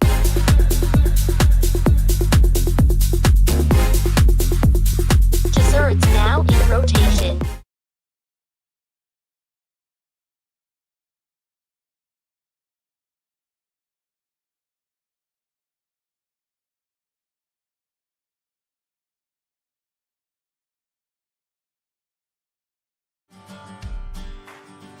Why choose between getting things done and doing things with the ones you love? With Kroger's same-day pickup and delivery, it's easy to shop the same great prices and quality you'd find in-store, so you can catch more family time. We'll bring your groceries right to you, satisfaction guaranteed, so you can spend time on what matters most. Kroger, fresh for everyone. 9:39 left in the second period. Stingrays lead game 6, 2-1. Guy Chiarenza alongside Andrew Fleming. We're joined by Shelby Rabideau tonight as well. The Gladiators, their backs are once again against the wall. 4-10 in elimination games in the franchise's history. They have to win here tonight to try and force the first ever Game 7 in franchise history tomorrow night in North Charleston. Stingrays win here tonight. They are off to Florida, take on the Everblades in the South Division Final. South Carolina, deep in Gladiator territory. Kupka centers, and nobody was there. It ends up going all the way down to South Carolina ice, and Moore will track it down. Back in his home state, chucks it to the right wing for Wilkins. Off the wall to Kupka. Enters Gladiator ice, puts it into the near corner for Persson. Swedish forward checked by Mateer. Takes a couple of spills down there, and the Gladiators defenseman is able to divorce him from the puck. Roost over the red line, puts it towards the goal. Walter in front, tries to tuck it home. Puck in the slot, and the Stingrays squeak it away. I believe that puck hit the referee and just squeaked its way into the slot. Yeah, but nice break for the Gladiators. Yorkland was trying to come out and play that puck, Andrew, and Gladiators almost took advantage off a very lucky break. Roost, like a vulture, gets to the puck at the attacking line, but it is offside. With 8:38 left in the second period, and the theme really in this series has been it's whoever makes the mistake. That's the team that's going to lose, and so for the Gladiators here tonight, they've made 2 mistakes. South Carolina has made them pay for it. Stingrays have made 1, and that came off the Krenzen turnover to the O'Brien goal. Let's see if the Gladiators are able to do something here in the second period to rally back into this game. Only trail by 1 in the second period in the regular season was the Gladiators' best scoring period, leading to coin the term that was the second period surge for the Gladiators. We've yet to really see that outside of Game 2 in this series. As Jarvis picks up the puck behind Septemfelter, spins away from the forecheck of Locus. Puck lobbed to center. Davies didn't know where it was, and the Stingrays will just punch it right back in. Little dump and chase action. Now left point shot by Mayer. Off a fanned pass is blocked by O'Brien. Led ahead to Young. He'll flapjack it towards the goal. Ends up going wide of Bjorklund. Krenzen takes a big check from Alex Young at the end wall. Gladiators shake him down. Sylvester with the puck. Ladles it down low to O'Brien. Battling behind the cage. Spins away from Mayer. On his forehand finds Young. Off his stick. It'll pop to the near half wall. Led to the line for Conroy. Over to Sylvester in the high slot. He will shoot wide of the mark. Puck bounces to the backside of the cage, and now at the left point, it is Gaudette. Across to Sylvester, a blast to the goal. Gets deflected wide. Gladiators hounding the puck here. Conroy at the right point takes a shot. Deflection in front from Sylvester, and it goes wide. Back to Conroy. High slot inside to Isley. From the right circle, he shoots, and it's blocked by Guzzo. He's feeling that one a bit. Dropped his stick, picks it back up, and he is lumbering towards the South Carolina bench. Yeah, great shift for the Gladiators. They were probably their best shift of this period so far. Isley from the right wing shoots wide of Bjorklund. Cipollone, who threw the cross-ice feed, unable to hold the zone. Launching into action is Lipin. Burrows his way behind the net to Wilkins. Gladiators take the puck away and quickly move in transition. Adam Isley charges down the right wing. He will shoot wide on the near side. Nychuk holds the point. Whips it behind the net. Bjorklund slips up a bit. Handling the puck is Rodzinski. Brushes it ahead to Hofer. Off the left wing wall and into the corner. Met there by Nychuk. Puck is dumped over to Mateer. He'll air it out to the attacking line, looking for Neely. Delayed offside, so he let it go. Now Pinard cruises the other way. Drops it off for Kupka. Spinning in the circle, centers for a shot. Rodzinski's bid, blocked by Neely. Gladiators wrap it out to the neutral zone. Errant pass. Whacked out by Denemy. Tries to chase it down in the far corner. Beats out Moore. Puck to the near side now. South Carolina bounces it out to center. Kupka takes it into Gladiator ice from the left circle. Swings behind the net. Centers for a chance for Pinard. And Semptenfelter sprawls out like a starfish to keep that one out. Well, action at both ends of the ice here with 5:45 left in the second period. At the right point, it's Riley Webb. Across to Moore. Turns and shoots off a stick and over the cage. Carabia picks it up, tries to slug it out. Extra effort from Neely. The puck is corralled at center circle by Webb. Led ahead from Pinard to Combs. He'll enter on the right wing. Tries to cut to the slot and does. Combs shot kicked away and reeled in by Semptenfelter. And the second period comes to a halt with 5:22 left on the clock. Stingrays lead 2-1 thanks to two unanswered scores from Cooley and Rodzinski. We're back for more action after this from our local partners. It's game day and Bucky's ready for action. From the moment he pulls up, it's all smiles, high fives, and Beaver Toyota pride. A quick stop for snacks and he's game ready. The energy in the arena starts to build because when Beaver Toyota and the Gladiators team up, the fun and excitement never stop. Catch Bucky at the next Gladiators game or visit us anytime at beavertoyotacoming.com.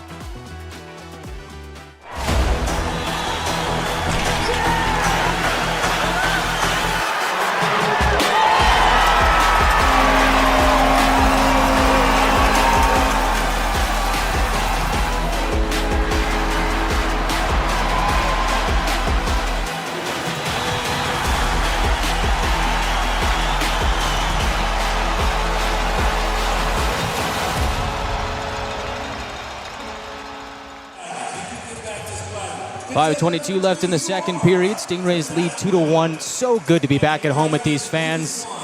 Right up here on press row, Guy Chiarenza alongside Andrew Fleming and Shelby Rabideau. Gladiators were a very good home team this season with a record of 24-9-2-1 in this building in the regular season. The Coliseum really became the fortress for the Gladiators. For the Stingrays on the road, they were 19-14-3. And so far, the Gladiators have yet to win a home game in this series and have not won a home playoff game since 2013. A curse that they're going to have to break here tonight if they want to move on to a Game 7 tomorrow night. At the left point, it is Nakbar turning and shooting off the stick. It'll clank off the end glass. Get it back to Nakbar for another shot, kicked away by Semptenfelter. And camped out in front of the net was Guzzo as Walter surges down the right wing, fans on a shot. Adamson lifted his stick, and the Stingrays will control out to the neutral zone. And one of the keys to the game from head coach Matt Ginn was to win the net fronts. And Andrew, I'm starting to notice an alarming trend of Stingrays camped out in front of TJ Semptenfelter. Yeah, and that's how they've really scored both of their goals. Obviously, the goal in the first period, loose puck out front. Stingrays able to win that one. And then they were able to pin the Gladiators in their own zone on the second goal. And it ends up in the back of their net. Puck spat out of play from the neutral zone to the back of the Gladiators' end zone. So we'll have a face-off in neutral ice here with 4:31 left in the second period. Stingrays lead the shot count 21-13.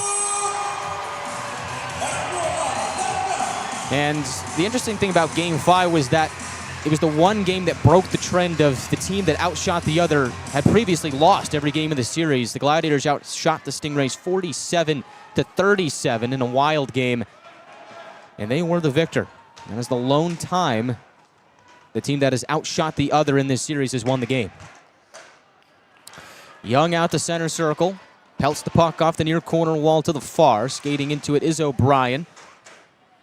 Young in the same area, tries to corral a loose puck, but the Stingrays thump it out to center. And so Davies from center circle quickly chips it ahead to Young.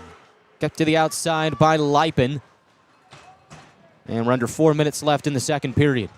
Puck is scooted out to the neutral zone. Mateer will handle it. He'll lead this next Gladiators breakout. Stretch pass off the stick of Davies and in. He'll get off for a change.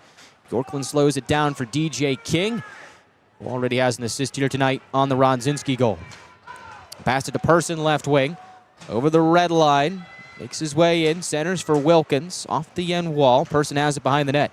Looks to center. Hit a body on the way, and Semptimphelter, like a vacuum, just sucks that one up with 3:27 on the clock.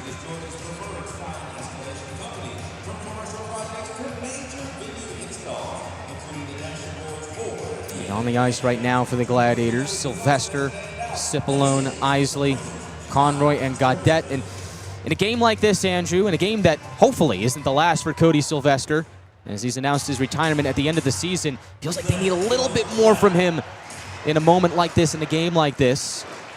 Keep an eye on number 16. Puck sent the length of the ice. Sylvester beat out to the puck by Krenzen, and it will be an icing on Atlanta with 3:21 left in the second. Yeah, Guy, back to your point on Sylvester there. It feels like most of the season, though, as the captain of this team, he's done a really good job of when this team's down, he's able to drag his guys into the fight. We're going to need to see that one more time here tonight in Game 6. Sylvester just 1 assist in 5 games in this series, but as you mentioned, Andrew, he certainly has had clutch moments in the past.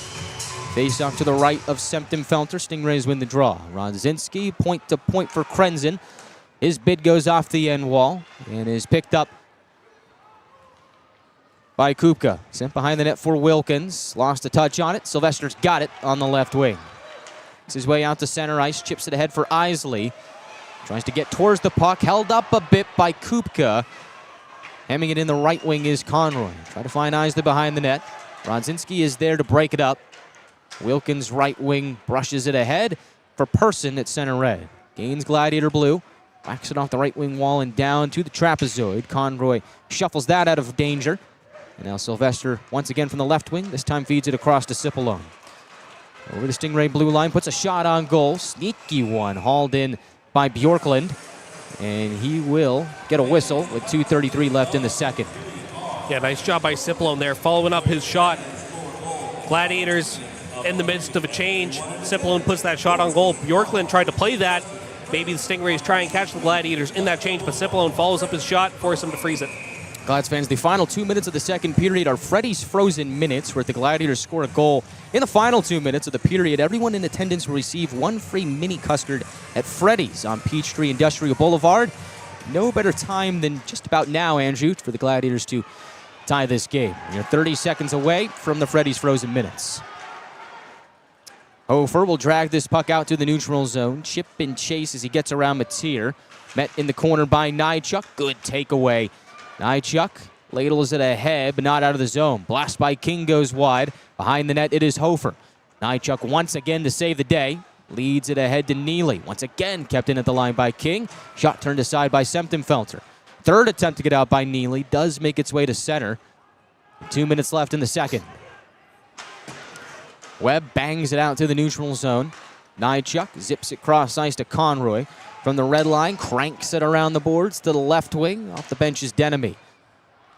For McNamee in the high slot. Backhand shot is blocked. Taken to the outside. Lipin will spear it back to King. Behind the net, checked by McNamee. Stingrays will spring Lipin up the ice. Now the puck hauled in by Gaudette. Tries to stretch it ahead to Walter. Clanked ahead to Roost. Over the attacking line, Austin Roost met by Lipin on the back check.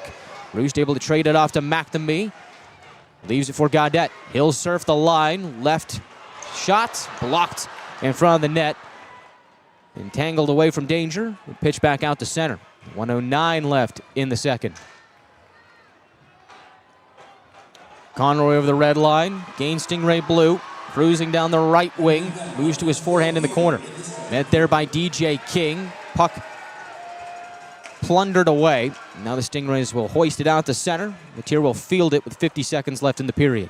Swoops out from behind Septemfelter. Up the left wing to Nychuk. Centering for Young. Left for Davies. A blast. Snared by the catching glove of Bjorklund. With 40.4 on the clock. Nice zone entry by the Gladiators there. Matier coming out from behind his own net. He's able to slip that one up to Nychuk, who goes cross ice to Davies, who's able to put a one-timer on net. But a nice glove save by Bjorklund keeps his team in the lead. We see a face-off to his left on the near circle. Stingrays lead the game 2-1, and the shot count 22-15. And with the way things ended in Game 4, you really can't count anything out. Looks like this one might be going right down to the wire as well. Face-off along the near circle. Young wins it. Matier at the right point, looking towards the net, shoots it that way. Low line drive for a stick save by Bjorklund. We'll get another face-off on this near dot. 35.3 seconds to go in the second. Coming up next, here at the end of the second period, it'll be the second intermission report. Andrew will be joined by Shelby Rabideau to break down the first two periods and look ahead to the third. No shortage of drama in this series, and it seems like tonight still fits the bill. Stingrays win the draw this time. They'll lift it out to center. Matier gloves it down. Kupka takes it away. Soaring down the left wing, toe drag shot for a backhand try. Turned out by Septemfelter. Gladiators take it on the run. Young pitchforks it towards the goal. It'll skip wide. Beats out an icing. Picks up his own rebound. Comes to a halt along the right wing and is held up by Kupka. And that draws a penalty with 11.8 on the clock. What a shift for Alex Young. Yeah, you just said it, Guy. Great job by Young. 1-on-3 situation for him. He just chipped that puck into the zone. He's the first man to it. Carries it around the net. And then just gets held up there by Kupka with his stick. Draws the hooking minor. Gladiators to the power play here with 11 seconds left in the second. It is their third try on the Eco Electric power play here tonight. They were previously 0 for 2. And it feels like right now, Andrew, this is the Gladiators' chance to break free. Yep. We're likely not going to see them score here in the second period, although there still is a chance, plenty of time on the clock. And if they don't, they'll carry over to about a minute and 49 seconds of power play time to open the third period. Yep, gonna look for a quick face-off win here by Cipollone and a quick shot from either McNamee or Matier from the point. Cipollone against Lipin. And gets caught up in the linesman skate. Gladiators dig it free. McNamee sends it behind the cage. And over to the near corner. Isley with 3 seconds left puts it towards the goal. McNamee one last bid goes wide right at the buzzer. And so the second period comes to a close, and the Gladiators will have a minute and 49 seconds of power play time to work with Kupka in the box to open the third period of play. Just about every single game in this series has been a nail-biter outside of Game 3. This one seems to be sticking to the script. Another one-goal contest between the Gladiators and the Stingrays as Atlanta looks to stave off elimination. South Carolina leads the series 3-2, and Game 6 2-1. Coming up next is the second intermission report, as Andrew Fleming will be joined by Shelby Rabideau to break down the first two periods and look ahead to a very impactful third. All that coming up after this from our local partners.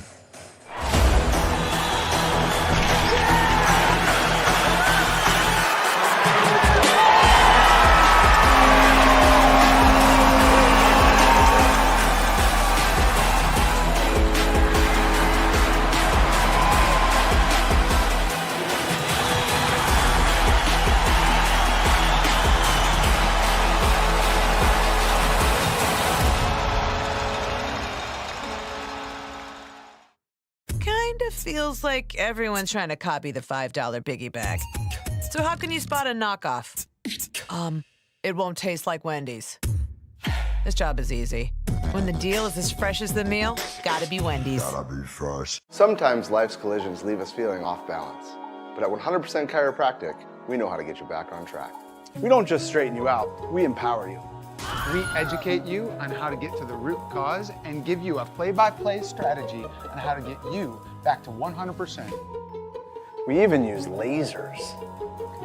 Lasers! Our $49 first experience includes a complete set of comprehensive chiropractic x-rays, a fit 3D scan, and your first life-changing adjustment. Visit us and break the ice. Discover the power of chiropractic care at 100%.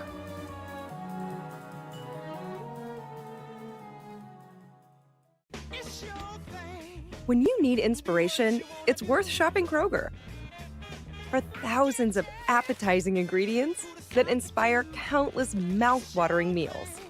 And low prices that add up to big savings, like over $600 in digital coupons each week, and up to $1 off per gallon at the pump. So you can get big flavors and big savings. Kroger, fresh for everyone. Gwinnett Fire and Emergency Services is ready to answer the call, but we'd rather prevent them.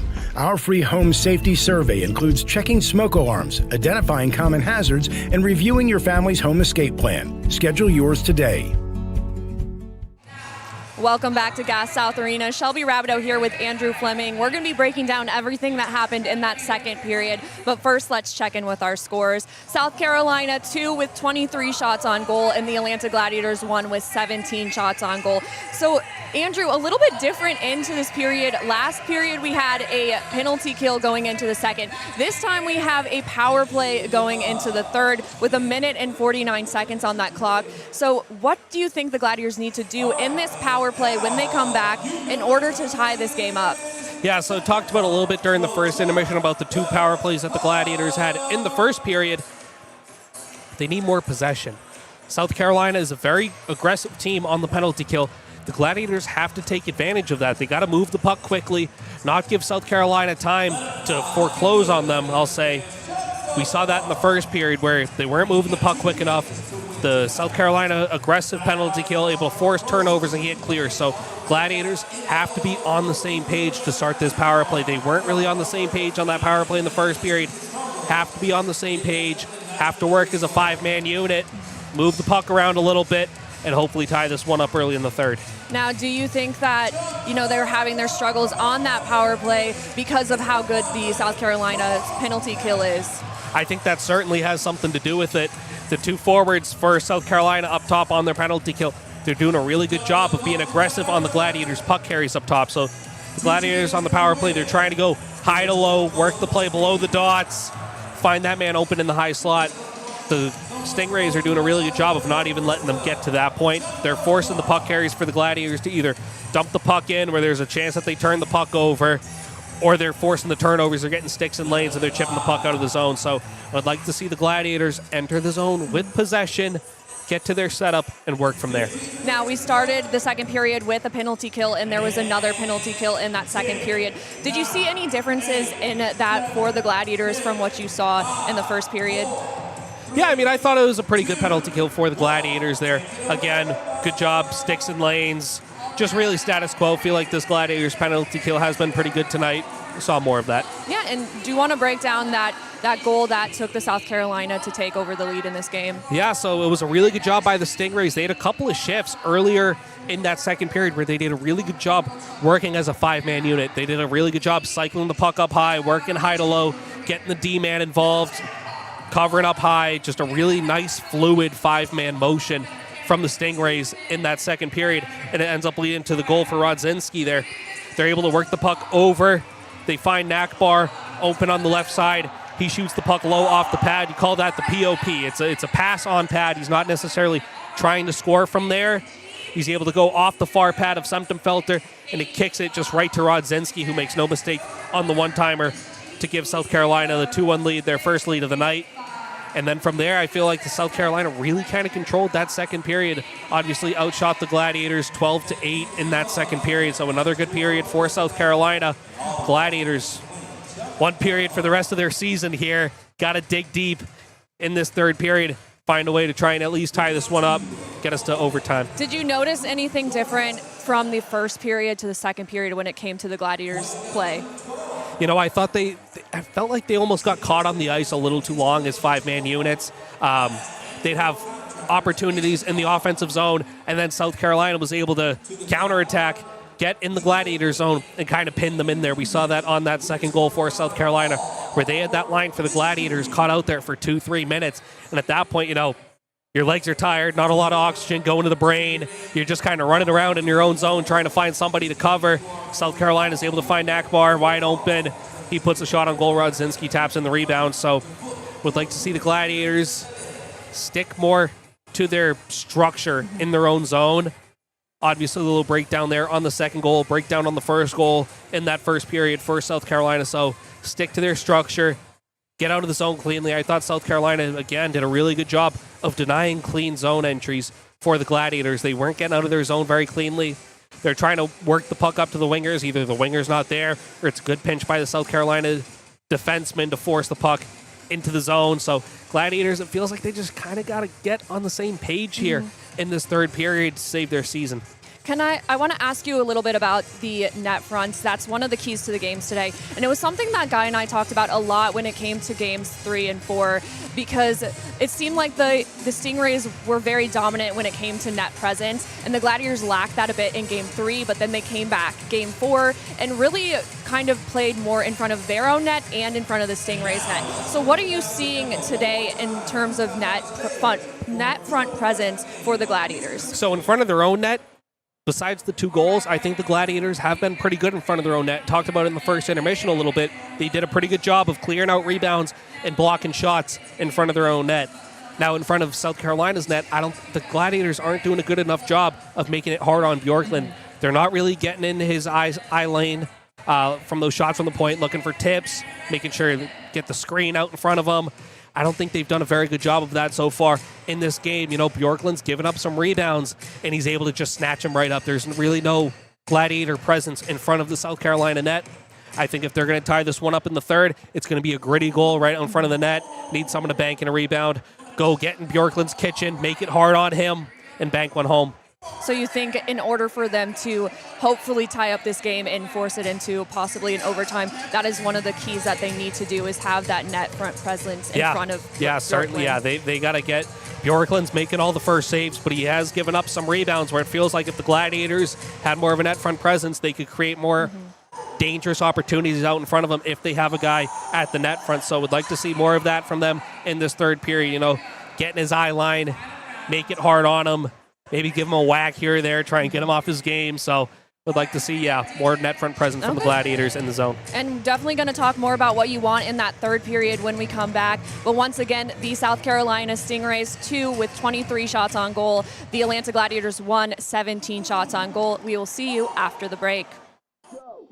It's game day and Bucky's ready for action. From the moment he pulls up, it's all smiles, high fives, and Beaver Toyota pride. A quick stop for snacks and he's game ready. The energy in the arena starts to build because when Beaver Toyota and the Gladiators team up, the fun and excitement never stop.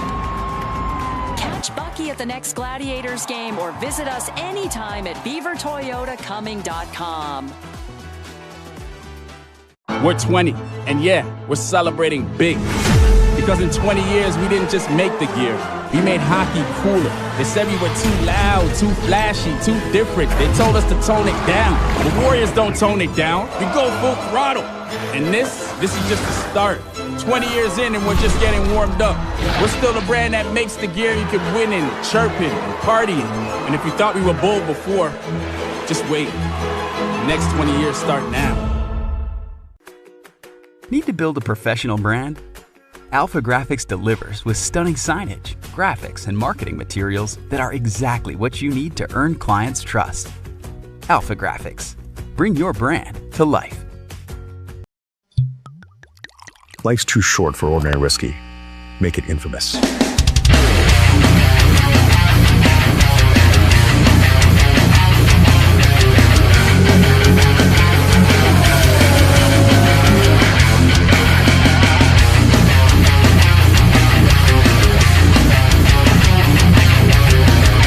Now available at Mega Package Store, 2820 Lawrenceville, Sewanee, Oregon, 4 miles from Gas South Arena. Gwinnett Fire and Emergency Services is ready to answer the call, but we'd rather prevent them. Our free home safety survey includes checking smoke alarms, identifying common hazards, and reviewing your family's home escape plan. Schedule yours today. Welcome back to Gas South Arena. Shelby Rabideau here with Andrew Fleming. We're going to talk about what we want to see in this third period, but first let's check in with our scores. South Carolina Stingrays 2, 23 shots on goal, and the Atlanta Gladiators 1 with 17 shots on goal. So Andrew, you know, the Gladiators, they need to tie this game up in this third period if they want their season to continue. Yep. So I have a really important question for you. If you were a coach and you were in that locker room right now and you had to come up with this like most inspiring, amazing monologue, what would you say? Well, you know, my first kind of thought goes to the Herb Brooks monologue from Miracle, obviously. Yes. Always just a all-time speech there from Herb Brooks. But, you know, for this Gladiators team, it's all about their captain, Cody Sylvester. Obviously, he announced that he will be retiring at the end of the season. And you don't want this to be his last game. You know, he doesn't want this to be his last game. I don't think anybody in that room, obviously, doesn't want this to be Cody Sylvester's last game. So you want to do it for that guy. You know, he's been such a great leader for this team all season, wearing that C on his chest. You don't want it to end with a loss on home ice in the playoffs. So, do you think the fans have a big impact on this game? I think they do. Obviously, we have a great crowd in here for a Monday night. Obviously, it's a playoff game, which maybe a little bit more of a draw than we're used to seeing on a weeknight here for a playoff game. So we got a great crowd here tonight. They've been very loud tonight, which it's been really incredible to be here and see and hear that. Yeah, you know, and obviously we've spoken to players before. They kind of feed off this crowd energy that this great crowd at Gas South Arena provides. Yeah, exactly. So you got to feed off that. You know, you want to do it for Sylvester. You don't want his last game as a Gladiator to end in a home ice playoff loss. So you got to dig deep. You got to find a way. You got one period for the rest of your season. You know, you got to just leave it all on the line out here right now. What line do you think is going to be the heroes for this game? I'm going with the Sylvester line. Sylvester, Cipollone, and Isley. Obviously, Isley has 4 goals so far in this series. Joey Cipollone had the overtime winner in Game 5. Cody Sylvester only has 1 assist in this series so far, so would love to see him get on the scoreboard here, keep his career alive. So I'm going to go with that line, hopefully tie this one up. And was there any other player or line that you noticed in that second period that you think did a very good job that you hope to carry on into this third? Yeah, you know, I'll talk about that fourth line again. Nolan, Denemy, and Neely. Mentioned them a little bit in that first period. You know, I feel like their forward-checking presence, again, kind of carried over into that second period. I thought they had a really nice forward-checking presence there in that second period, forcing turnovers, making it hard on the South Carolina defensemen. That's really what the Gladiators need to do. They need to get the puck in deep below the circles, make it hard on the Stingrays defensemen, force some turnovers. Tie this one up. Yeah, is there anything else you want to say before going into this third period? Yeah, you know, I'll just touch on TJ Semptimphelter. I feel like he's had a really good night tonight. He's had 21 saves on 23 shots. Obviously, the first goal was kind of a tough bounce. Might have went in off one of his defenders. So just that first goal, a tough break for the Gladiators. And that second goal, Gladiators got hemmed in their own zone.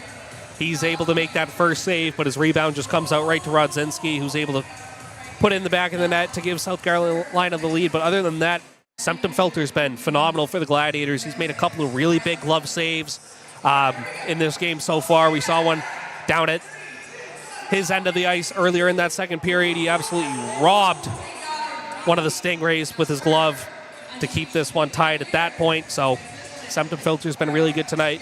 And let's see, the boys got to go to fight for him and Sylvester in this third period. And like you said, the best defenseman always starts with your goaltender. So he's been amazing all night, and hopefully looking forward into this third period. You know, it ends on a good note for these Gladiators. That's all we can hope for. Yeah, but you know, I don't want this to be our last intermission report. This has been too much fun. It's been so much fun with everyone in the chat, especially. Like, there's always familiar names and faces in there. So I just want to say thank you all for being so incredible and so so willing to participate in all the questions that I have come up with throughout the season. It's been a lot of fun. So really appreciate all of you in the chat. And, it's been a learning process for both Andrew and I. So it's been really nice to have people who are really supportive of us and getting this opportunity to be able to do this. Yeah, looks like we got a couple of Stingrays fans in the chat here tonight. Seems like everyone's been pretty cordial in the chat. So we thank you guys for getting along in the chat. Keeping it classy. So, and hopefully we can get back here for Game 7. Yeah. Well, it looks like the Gladiators are going to be heading onto the ice here. But once again, it is the Stingrays 2, 23 shots on goal. Gladiators 1, 17 shots on goal. Guy will be back to do the play-by-play for this third period when we come back. Tonight's game is brought to you by the ECHL, celebrating its 38th season of affordable family entertainment. The ECHL would like to thank everyone in attendance for your support of ECHL hockey. The ECHL would also like to recognize the following league sponsors: AMI Graphics, exclusive signage provider; Athletic Knit, official jersey supplier; Baron Rings, official championship ring supplier; BFL Canada Insurance and Sutton Special Risk, sponsors of the 2026 ECHL Hall of Fame induction ceremony; Dash, official mobile auction platform; The Fairley Group, official commercial insurance provider; Flow Sports, exclusive streaming provider; Hotel Planner, official hotel reservations partner; Howie's Hockey Tape, exclusive hockey tape and lace provider; In Glasgow, exclusive puck provider; Prolific One, exclusive secondary ticketing partner; and Warrior, exclusive on-ice equipment provider and title sponsor of the 2026 ECHL All-Star Classic. Catch all of the ECHL action live in high definition by logging on to flowhockey.tv. Facing elimination here in Game 6 of the South Division Semifinals, the biggest third period of the season for the Atlanta Gladiators is upon us. South Carolina leads this game 2-1. Atlanta struck first. Jack O'Brien, the 5:27 left in the first, but a run of 2 unanswered goals for the Stingrays from Cooley later on in the first period. And Rodzinski, about midway through the second, has South Carolina in front. Guy Chiarenza alongside Andrew Fleming and Shelby Rabideau here tonight on the Gladiators Broadcast Network on Flow Hockey and YouTube. Andrew, the Gladiators do have almost a full 2-minute power play to open the third period, minute 49 to be exact. They are scoreless on the power play so far here tonight. They are 0 for 2. What would you like to see them do differently here this time around to try and tie the game? Yeah, they got to take advantage of South Carolina's aggressive penalty kill. If you can make them be a little over-aggressive, attack from there, and they got to enter the zone with possession. I thought on their first couple of power plays in that first period, South Carolina did a good job of forcing the Gladiators to dump the puck in on the power play. Would like to see them enter the zone with possession, set up from there. Gladiators wearing their blue jerseys with Gladiator gold numbers and trim will skate from right to left in this massive third period. South Carolina wearing their white jerseys with blue numbers and red trim will skate from left to right. Gladiators start the third period with the first power play unit out. Walter, O'Brien, Nychuk, Roost, and Young, who will take the face-off. South Carolina will counter with the quartet of Krenzen, Pinard, King, and Lipin, who meets Young at center circle to duel with possession to open the period. Young wins that battle. Gladiators open the third with the puck. Nychuk finds Walter right wing, left for Young. He'll cycle behind the net, back to Walter. Puck leaps to the slot, hitting a skate on the way, and the Stingrays will take advantage and clear. Semptimfelter leaves it for Nychuk. Nychuk named to the All-ECHL first team. Led the Gladiators with 45 assists in the regular season. Stingrays pinch it off his puck and shuttle it back down to Semptimfelter.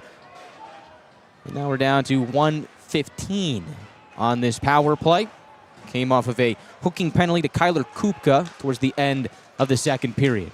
O'Brien feathers it right wing for Young from the half wall, ladles it to the point, and Nychuk can't keep it alive. Reached out for it, but does jumble out of the zone, so the Gladiators have to regroup here. Nychuk back between the circles of his own zone. Jump starts to the red line, and now cruises over Stingray blue. Puck off his stick, and the Stingrays will clear. 45 seconds now left on the penalty to Kupka. Metzir and the second unit made their way on. Locates Cipollone blazing down the right wing. Moving stride for stride with Isley. They'll put it to the trapezoid and around to the left wing for McNamee. Quick touch up top. Matera blast wide of the net. The rebound to McNamee, and he just put it wide. Isley at the right point keeps things alive. Down the wall, across to McNamee. Up top, Matera. Isley right circle. Matera left point. He will shoot off a stick and wide. Isley at the right point takes a bit of his own. Blocked in front in the Stingrays clean up shop. And they'll skate it out the center in the waning moments of the penalty. Leipin's shot sticked away by Semptimphelter. We're back to even strength. South Carolina still leads 2-1. A lot of fans thought that McNamee should have shot that puck on the cross-ice feed, waiting along the left wing. He didn't. As Sylvester races in on the right side, pulls up, chucks it towards the net. Deflection there. Turned away by Bjorklund. Neely was camped out in front of the net. He's got it now. Wraps it to the slot. Nobody there. Conrad at the right point. Downhill to Denemy. He'll turn and shoot. Save from Bjorklund. The rebound in front of the net. Now Neely a try, and that goes wide. Neely scoreless in this series. And scoreless in 8 games in his Kelly Cup playoff career. Was looking for that first one right there, and it came very, very close. 2.5 gone by here in the third. Stingrays lead 2-1. Rodzinski, who has the go-ahead goal, plugs it ahead for more. Down the middle, connects with Cooley. Shot off the stick of Semptimphelter, available behind the cage. It'll sputter to the far wall. Nakbar presses down low. Quick touch pass to the slot, and a shot goes wide from Locus. Now in the near corner, it's Cooley once more. Tries to spin away from Gaudette. Like a turnstile, makes his way behind the net, tries to wrap it in. Hits the side of the cage, and the Gladiators take it on a rush. Out to the red line, it's O'Brien, punching it in deep. Bjorklund out to play it. On the forecheck is Young. Young creates a turnover. He will center, and it goes by the stick of O'Brien. A shot towards the net is blocked between the circles, and somehow the Stingrays escape that error unscathed. Puck stays in the South Carolina zone. O'Brien centers for a shot. Save made. The rebound. Carabia puts it towards the goal, and that goes wide as well. Gladiators buzzing a bit here to open the third. Young along the right wing. As it skip off his stick, Nakbar takes it to center and just chips it down so he can go out for a change. Couple of really missed grade A opportunities for the Gladiators here, but a much better start to this third period for Atlanta. Roost weaves his way over center circle, loses a hand on the puck for a moment, but does get it back to slug it down to the trapezoid.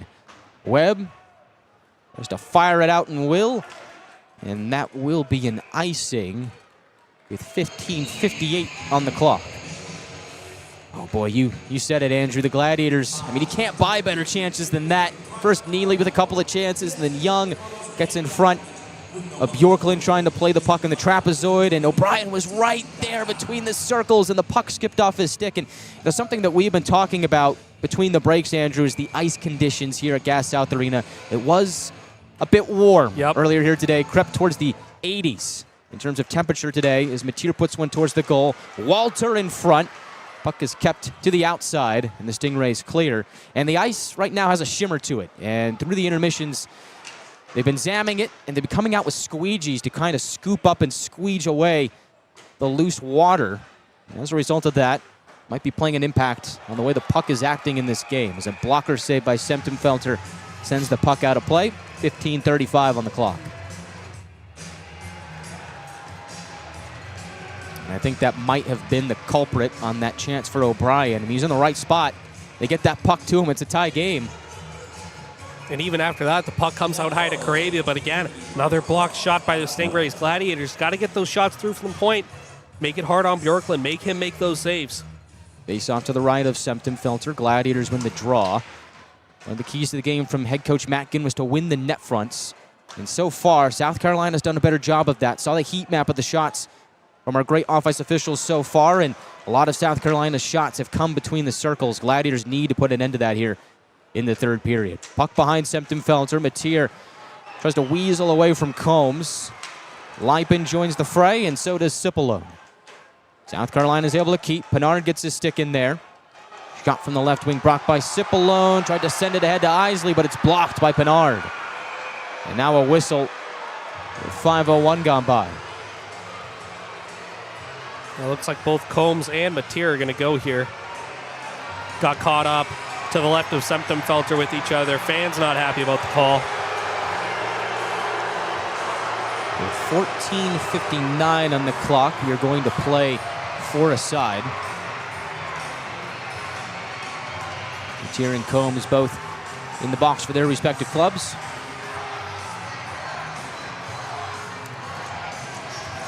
A reminder to everybody watching back at home, 4-man officiating crew here tonight. Referees are Tyler Haskell wearing number 8 and Harrison O'Prey wearing number 40. Your linesmen are Sean Delowy wearing number 95 and Quinn Schaefer wearing number 49. And the fans in attendance not too happy about it. But Andrew, I really don't mind them taking both skaters off the ice, and this might actually end up benefiting the Gladiators with some open ice to roam. We've seen Adam Isley use his speed so far in this series. We've seen Josh Davies, Jack O'Brien, Alex Young, all these guys come alive. I really do feel like the open ice could benefit the Gladiators here, but the Stingrays do win the ensuing faceoff.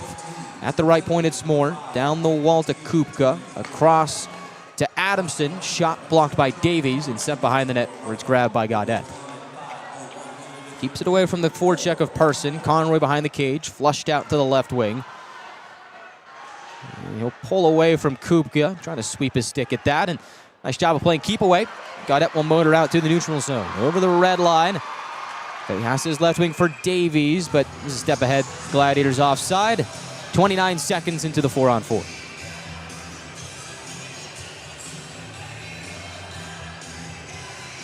And they're going to get fresh men on. The new quartet, O'Brien, Davies, Carabia, and Nychuk. So they swap out the two defensemen on the back end. Neutral zone face-off on the near side of the South Carolina blue line. And the Stingrays win that. Adamson, first-year pro, finds Moore.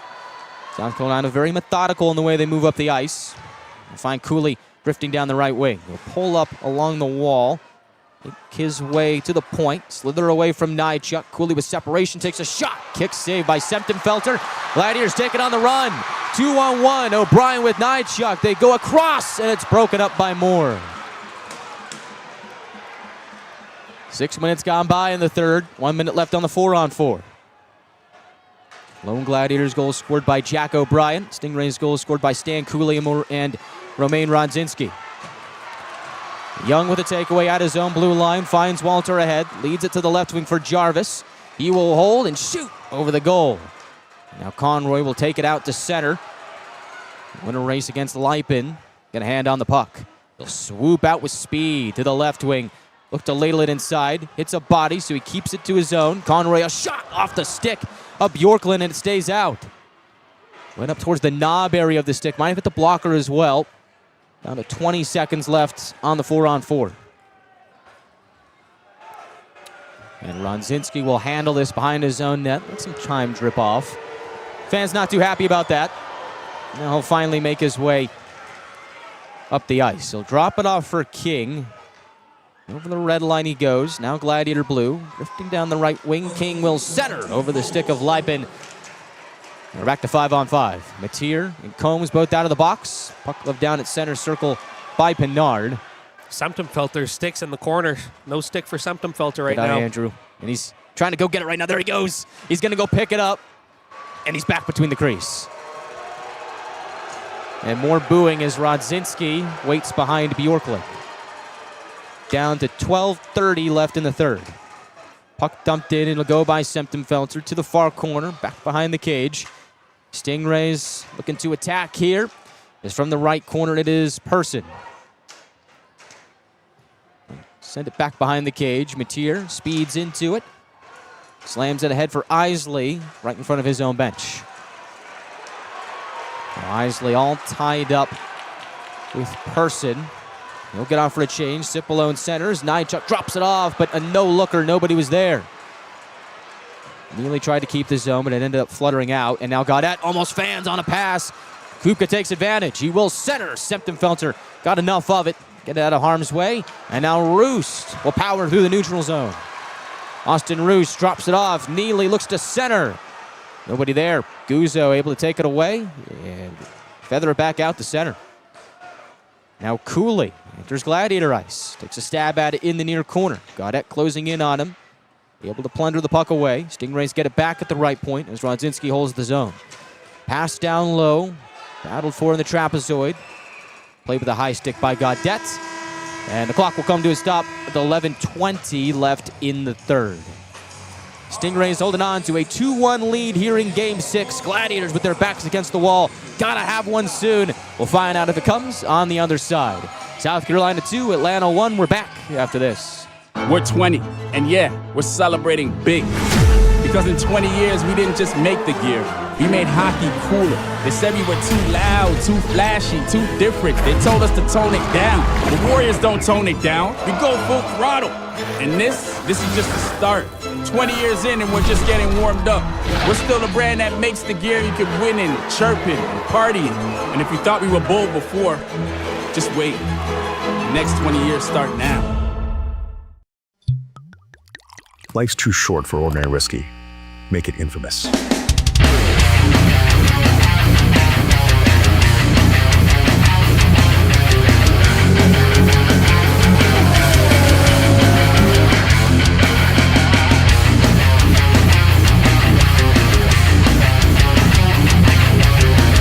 Now available at Mega Package Store, 2820 Lawrenceville, Sewanee, Oregon, 4 miles from Gas South Arena. Game 6 of the South Division Semifinals. South Carolina leads the series 3-2. They lead Game 6 2-1. Gladiators have got to find a way to score at least once here in the third to pull this game back to even. Guy Chiarenza alongside Andrew Fleming. This night will either end with a handshake line or the Gladiators and the Stingrays off to Charleston for Game 7 tomorrow. Off the defensive zone draw, Javies whips his way through the neutral zone. Davies to the goal for a shot, stopped by Bjorklund. Gets it back in the far corner, wraps it around to the near. O'Brien is there, looking over his shoulder, has some space, but ends up losing it to Locus. South Carolina burrows the puck deep into Gladiator ice. Conroy able to skate out of the coverage from Hofer, and up and away they go. Pass for Gaudet. Away from the intended target. Hofer plugs it back into the Gladiator zone. Conroy behind the cage, able to swat it away from Locus. And away he goes, out to the red line. He'll backhand it in. And now get off for a line change. 10:34 left on the clock. Shot count 26-24 in favor of South Carolina. Turnover in front, shot by Nychuk goes wide. Gets it to the right point for Walter. Fans on the pass, taken away by Combs. 2-on-1, Mateer the low man back, and he blocks the cross-ice feed. We know how dangerous Charlie Combs can be, and Mateer recognizing that. Great hustle, able to get back. Gladiators do ice the puck. We'll see a face-off in the neighborhood of Semptimphelter. Yeah, just a tough bounce for Isaac Walter there, covering that right point. Ice a little soft there, it just hopped over his stick. But a really good job by Mateer getting back and breaking up that pass. Face off to the right of Semptimphelter. Roost, first-year pro out of Everett, will take the face-off against Kupka. Kupka has won it. Walter mobs the puck. Stingrays able to keep it on the attack. Behind the net, it is Kupka. He will center. Poke shot from Semptimphelter, sends it out of harm's way. Frenzen keeps the puck alive at the right point. Flips it from high to low. Kupka to the left point for a shot over the cage. That coming off the stick of DJ King. Now McNamee pounds it ahead. It'll flutter away from Walter and end up going down as another icing against Atlanta with 9:49 left in regulation. Again, another good forecheck by the Stingrays there, not allowing the Gladiators to get clean out of their zone. Another icing by Atlanta. Got a couple of tired bodies out there as this faceoff comes back in their own zone. And so it'll be Roost again, this time against Patrick Guzzo. As the Stingrays do get freshmen on. Now a left point drive down low from Adamson, goes behind the cage. Mateer takes his man to the end wall, all wrapped up with Locust. Mateer ends up going down to the ground, gets back up, and so tall. Jack Mateer ends up getting tripped up, back up to his feet again. Mateer standing at 6'6", 205, able to dig it free. Stingrays keep the line. Adamson to the slot, and it goes right on goal to Semptimphelter, and the whistle does blow, but another break for the Gladiators. He didn't quite have it. That puck was loose.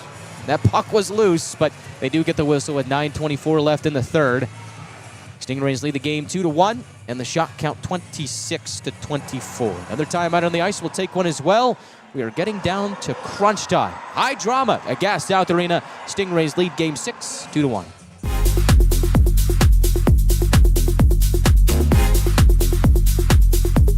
More than just cookies.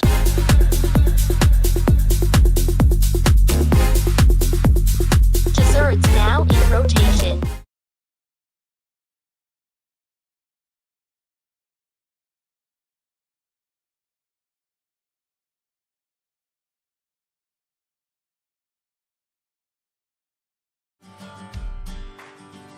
Why choose between getting things done and doing things with the ones you love? With Kroger's same-day pickup and delivery, it's easy to shop the same great prices and quality you'd find in-store, so you can catch more family time. We'll bring your groceries right to you, satisfaction guaranteed, so you can spend time on what matters most. Kroger, fresh for everyone.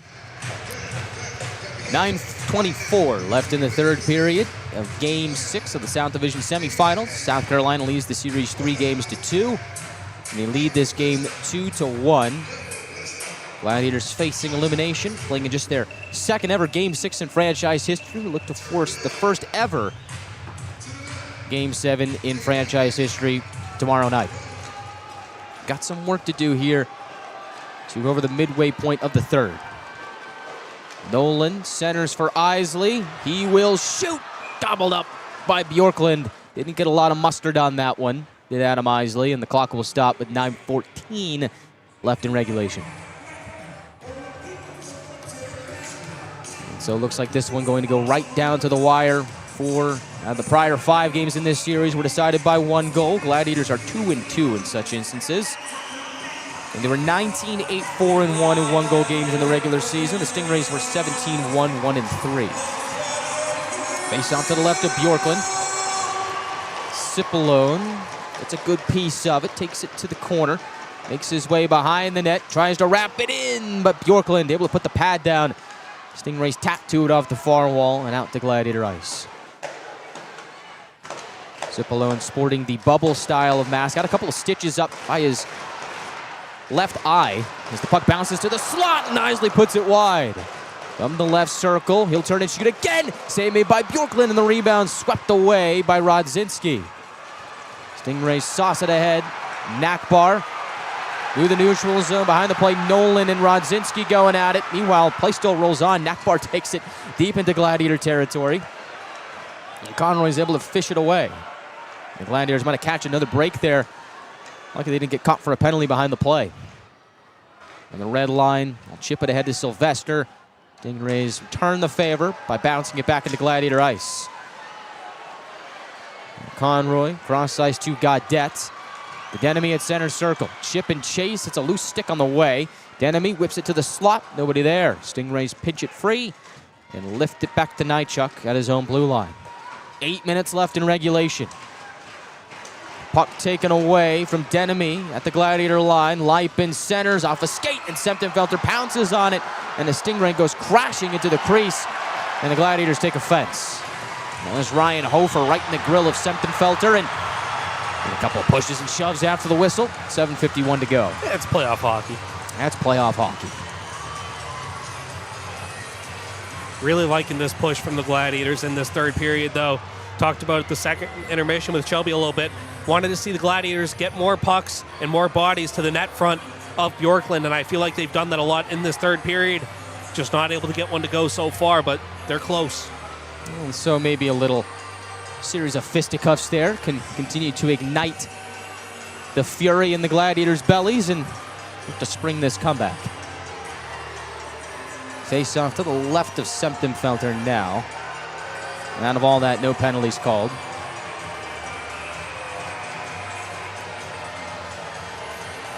And it was Ryan Hofer that was right in the middle of all that.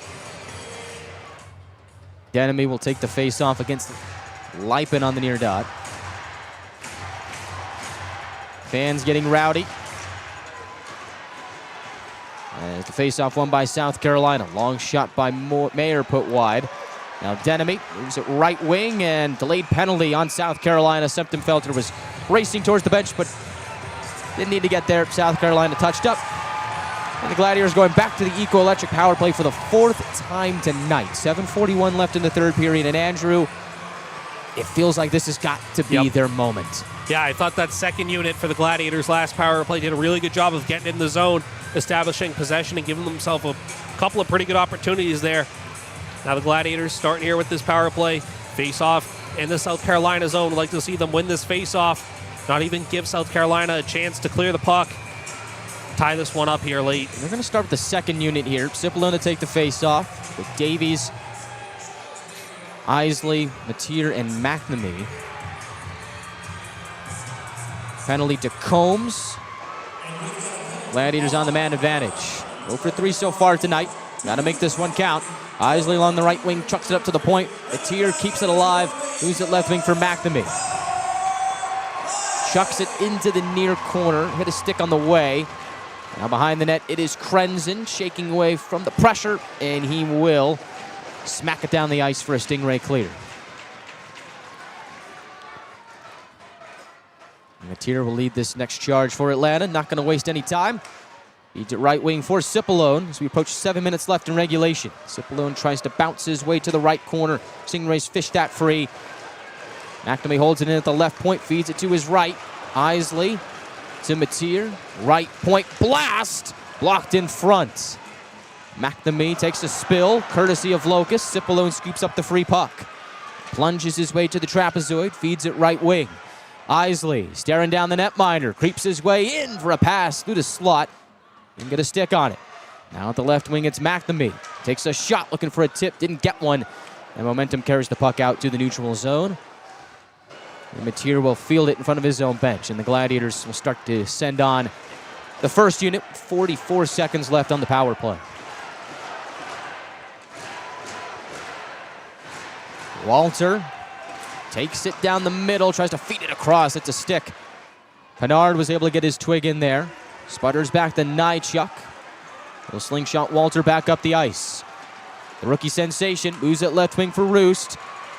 On his backhand, just to whip it around the boards, hit the referee in the corner. Stingrays try and wedge it free, but Roost gets it back. Make his way to the right wing, put it up high for Young. Snap shot to the slot, bounces beneath the left circle. Walter hauls it in. Waning moments of the power play. Trades it off to Roost. Up to the left point for Nychuk. Back to Roost along the left wing. Downhill, Walter, pass across, and it goes over the cage. Power play comes to an end. Atlanta keeps the puck and stays on the attack.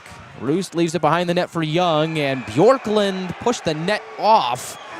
That draws a whistle with 5:29 to play.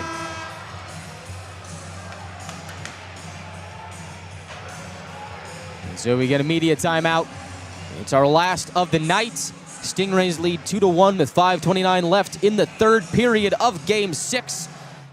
South Carolina looking to advance to the South Division Final. Gladiators looking to keep their season alive. We'll find out what the case is on the other side. It's game day and Bucky's ready for action. From the moment he pulls up, it's all smiles, high fives, and Beaver Toyota pride. A quick stop for snacks and he's game ready. The energy in the arena starts to build because when Beaver Toyota and the Gladiators team up, the fun and excitement never stop. Catch Bucky at the next Gladiators game or visit us anytime at beavertoyotacoming.com.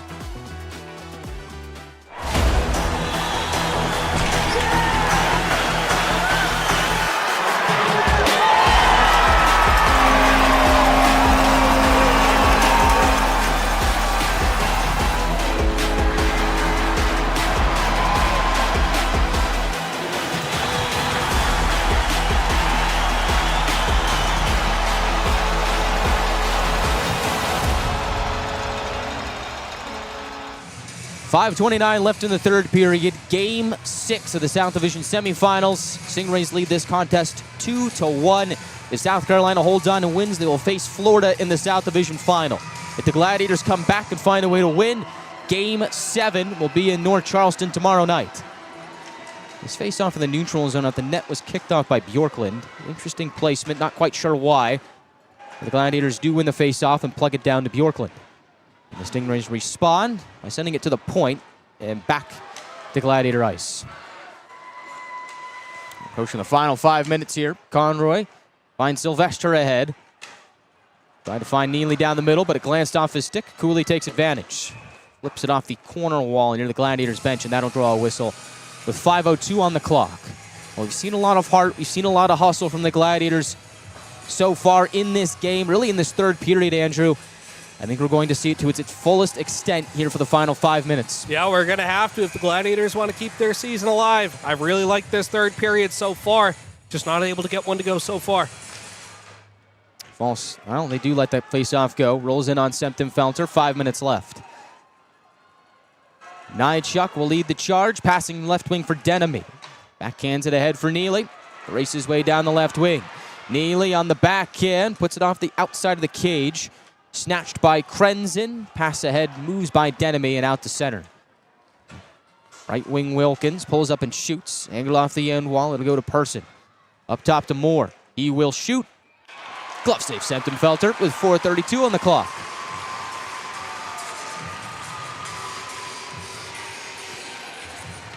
And I do start to wonder, Andrew, when TJ Semptim-Felter might vacate the crease for the extra attacker if this score holds.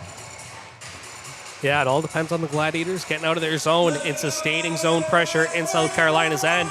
Probably looking at 2 minutes, 1:45 here for the Gladiators to look to pull the goalie. Based off of what I've seen Matt Ginn do so far this season, I would reckon that if the Gladiators do a possession in the Stingrays zone, that would come around the 2-minute mark, maybe a little bit above that. On a few minutes before we get there, though, Conroy slithers his way to the neutral zone, puts a long one into the glove of Bjorklund, and that was a quick whistle. Play blown dead. Looks like they're calling it offsides. Good eye. 4:19 left in the third, and this faceoff will come out to the neutral zone.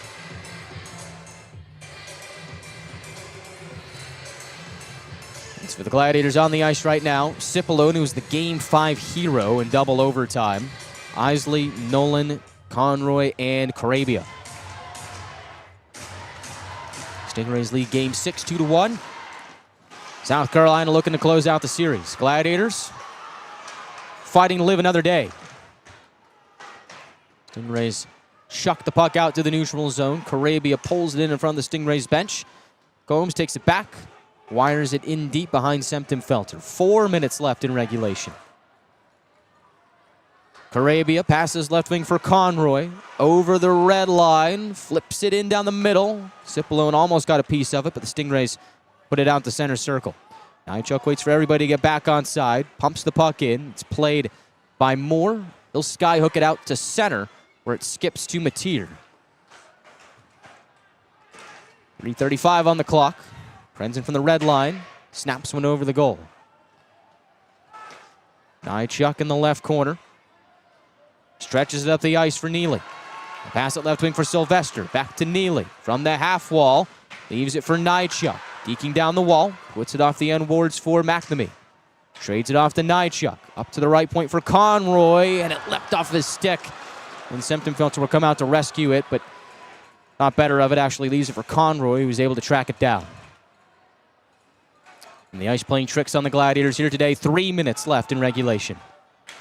Sylvester over the attacking line. Cuts to the inside. Puck broken off his stick. And the Stingrays clear. It'll bounce by Nychuk. Icing with 2:49 to go.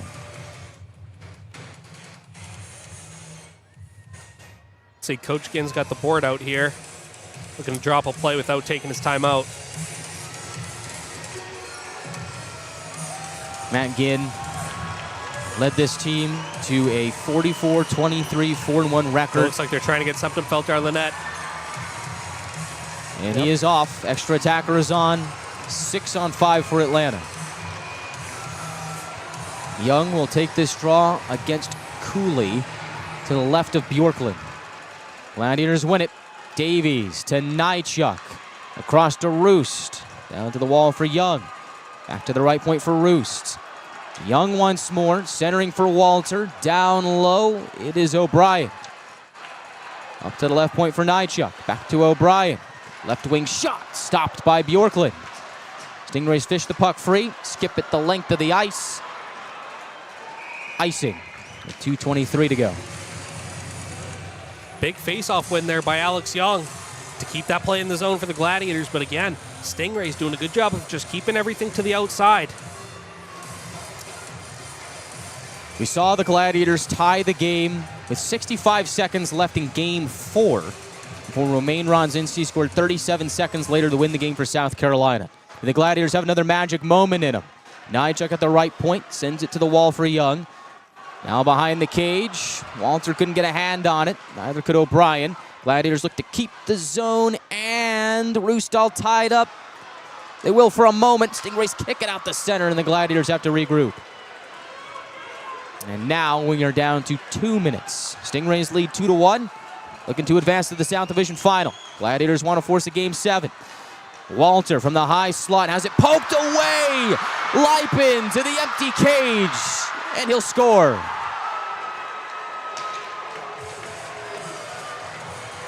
And Jalen Lipin makes it a 3-1 South Carolina lead with 1:46 left in regulation.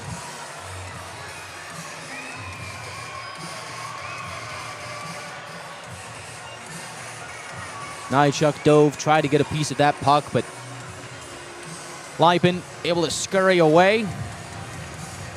2-goal South Carolina lead with 1:46 on the clock. Yep, just a tough turnover there by Isaac Walter, trying to cut inside. Good stick by Lipin to force the turnover. And he just about puts this series to an end. You've seen stranger things happen with this Gladiators team this year. Down to 1:40 to play. Do they have another?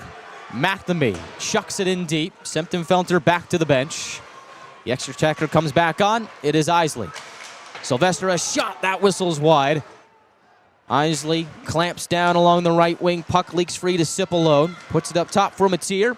He will hold. Feed it left wing for McNamee. Spin away. Give it back to Mateer. From the high slot, he will shoot. Blocked by Hofer. Puck to the far corner. Sylvester keeps it alive. Back to the line for Mateer. Over to McNamee. Left wing shot. Deflected in front. Puck is free. Mateer with a shot. Sputters to the goal. They try and stuff it in. And with 59.6 to go, looks like Bjorklund kept it out.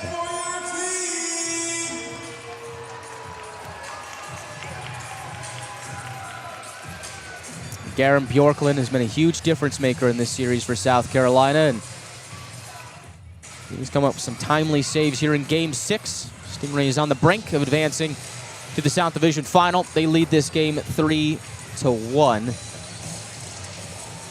The Gladiators will send out fresh troops. Net's still empty. Face-off will be to the right of Bjorklund on the near die. Looks like Coach Gant taking his time out here with 59.6 to go. Might as well.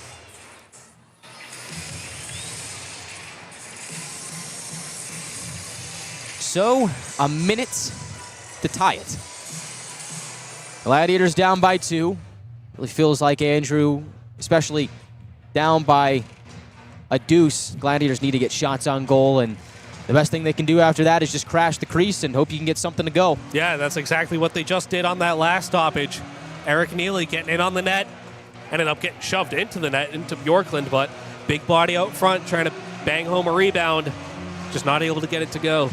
Shot count 30-29 in favor of South Carolina. And the Gladiators load up. They send out the big guns. Roost, Davies, O'Brien, Nychuk, Mateer, and Young. Bjorklund getting an extra sip of water here. He'll head back between the pipes. Gladiators staring down the barrel of a 2-goal hole. O'Brien against Cooley at the near circle. Each has a goal so far tonight. Stingrays win the draw. They'll pelt it out of the zone. Whistles by Nychuk. Icing with 52 seconds left. Well, actually going to trickle down to 51.9 before they stop it. See if they add some more time. One of the referees is lurking near the scorer's table, that being Tyler Haskell. And it looks like he will tell him to adjust this a little bit, so we should see some time added back on. Question is how much? It is going to be 52.9, so 1 second.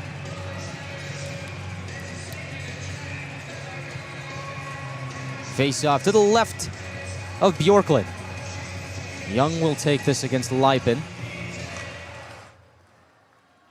I'm going to false start out the draw and a couple more shoves from Webb and Can I reset the clock again?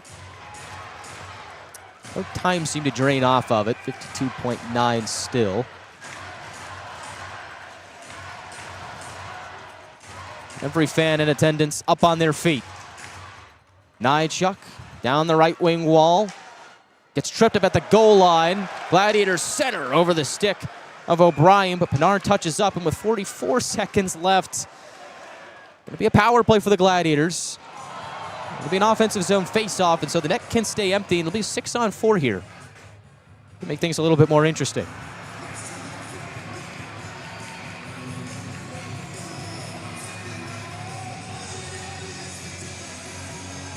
Nychuk got tripped up, slinking his way across the goal line, and the culprit was Riley Webb. And he will go off to take a seat.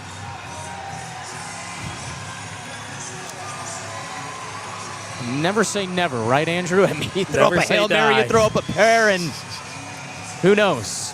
They got to get this thing towards the net. First, they have to win this face-off. So 6-on-4 with the net still empty and Webb in the box. There's another eco-electric power play. And Young has won it. Nychuk at the right point, sends it back to Young at the circle as it poked away, and it's Leipin again, charging to the empty cage. Nychuk stick breaks, holds up Leipin. Penalty on the Gladiators, and that is that. 30.8 on the clock, and Nychuk's going to take a seat and should see Sempton-Felter come back between the pipes. And he's gathering his equipment. And, I mean, we'll see. Maybe Matt elects to just leave him on the bench and keep the extra attacker, even though the net is open. I mean, at this point, time very much not on the Gladiators' side. They have to exhaust all options here. But the faceoff will be in the offensive zone, and so they will send out Sempton-Felter.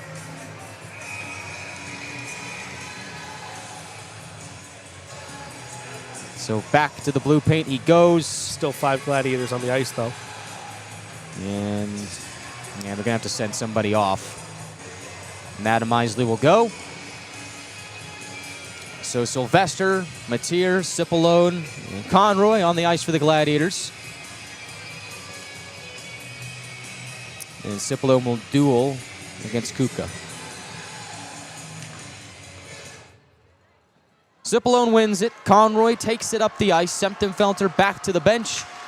And the Gladiators are going for broke. Over the attacking line, they're offside, and stop and go. Just like that Atlanta traffic. Another whistle with 22.1 on the clock, and the suspense for these fans, you got to give them a lot of credit, though. Fans have been standing up here really ever since the 5-minute mark, really saluting their Gladiators here, trying to will them back into this game, but all things are pointing in the South Carolina Stingrays' direction of heading towards the South Division Final to take on the Florida Everblades. Cipollone against Locust in the neutral zone. Matier able to snag it, taken away. Shot towards the empty net is blocked at the blue line. 15 seconds left. And the Stingrays will thump it out of play. 13 and a half to go. We get one more whistle here. Well, what a great season it has been for the Atlanta Gladiators. Made the playoffs for the first time in 4 years. Best points in over a decade. Matier left wing shot goes wide. Isley at the right point, under 10 seconds to go. Stingrays pin it up against the far boards. And the South Carolina Stingrays are off to the South Division Final. Stingrays take Game 6 by the final score of 3-1. And the Gladiators season comes to a close. And now they will clear the benches and get ready for the handshake line here, where the best traditions in hockey, and the fans will stand up to salute their Gladiators after an incredible season. I mean, what a treat this year was. Gladiators, their best record in over a decade in terms of overall point totals. 44-23, 4-1. They finished at 93 points on the season, and they have a lot to be proud about. And while there may be a couple of wet eyes in the locker room after this one, these Atlanta Gladiators did something that should inspire a lot of hope in their fans and people around the world, really. They flipped the script, they broke the narrative, went to the playoffs for the first time in 4 years, won a playoff game for the first time in 13 years, and gave the Stingrays everything they had. And South Carolina wins this series in 6 games, and they are off to take on the Florida Everblades in the South Division Final. I mean, a lot of fans still sticking around to salute these Gladiators again on what a tremendous season they had. And you got to give a lot of credit to Matt Ginn and Zach Vanel, this coaching staff for the Gladiators, to turn the culture around. I mean, again, the Gladiators flipped the script. They've only been to the playoffs twice in the last 13 years, and Matt Ginn in year 1 behind the bench leads them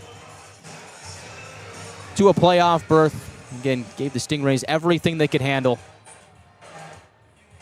And mark my words, the Atlanta Gladiators will be back. This doesn't just seem like a one-off. It really feels like a culture change. And I remember Matt Ginn coming into the locker room for the first time, addressing his team for the first time in training camp. He walked in and he said, losing in Atlanta is done.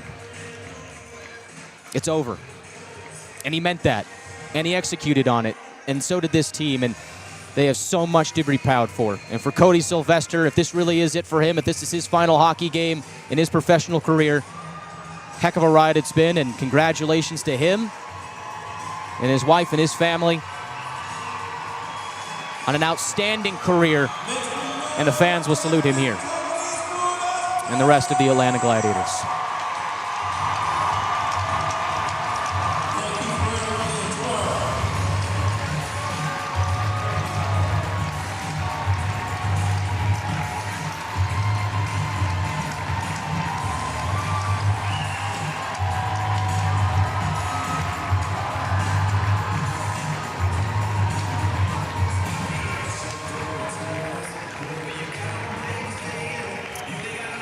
One final salute at center circle, the Gladiators and their faithful.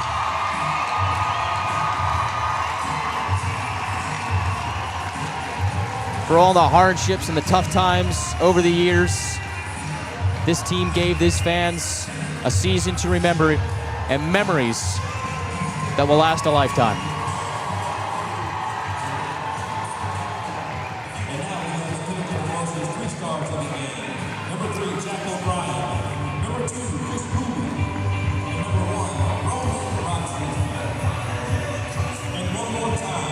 And every man on this Gladiators team giving Cody Sylvester one last fist bump on their way off to the locker room.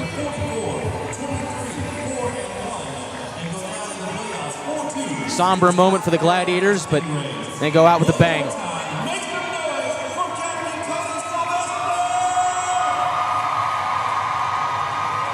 They give Cody Sylvester a standing ovation as well. Well deserved.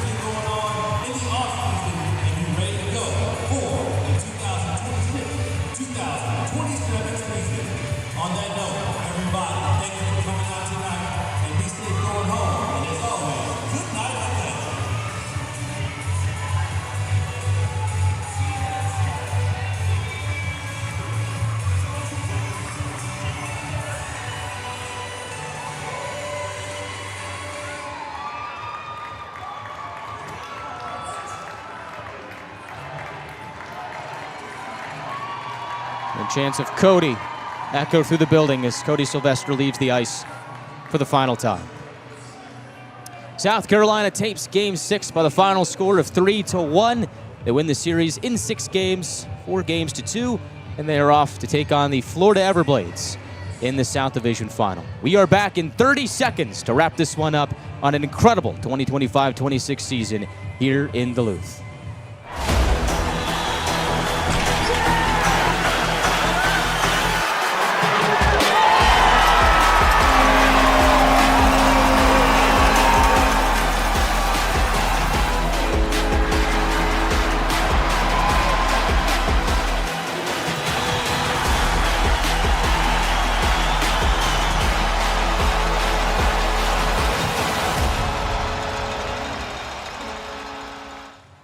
2025-26 season has come to a close for the Atlanta Gladiators.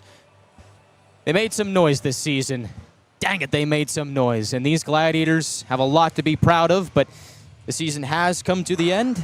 At the hands of the South Carolina Stingrays, they take Game 6 by the final score of 3-1, and they are off to take on the Florida Everblades in the South Division Final. Guy Chiarenza alongside Andrew Fleming. We were joined by Shelby Rabideau here tonight as well.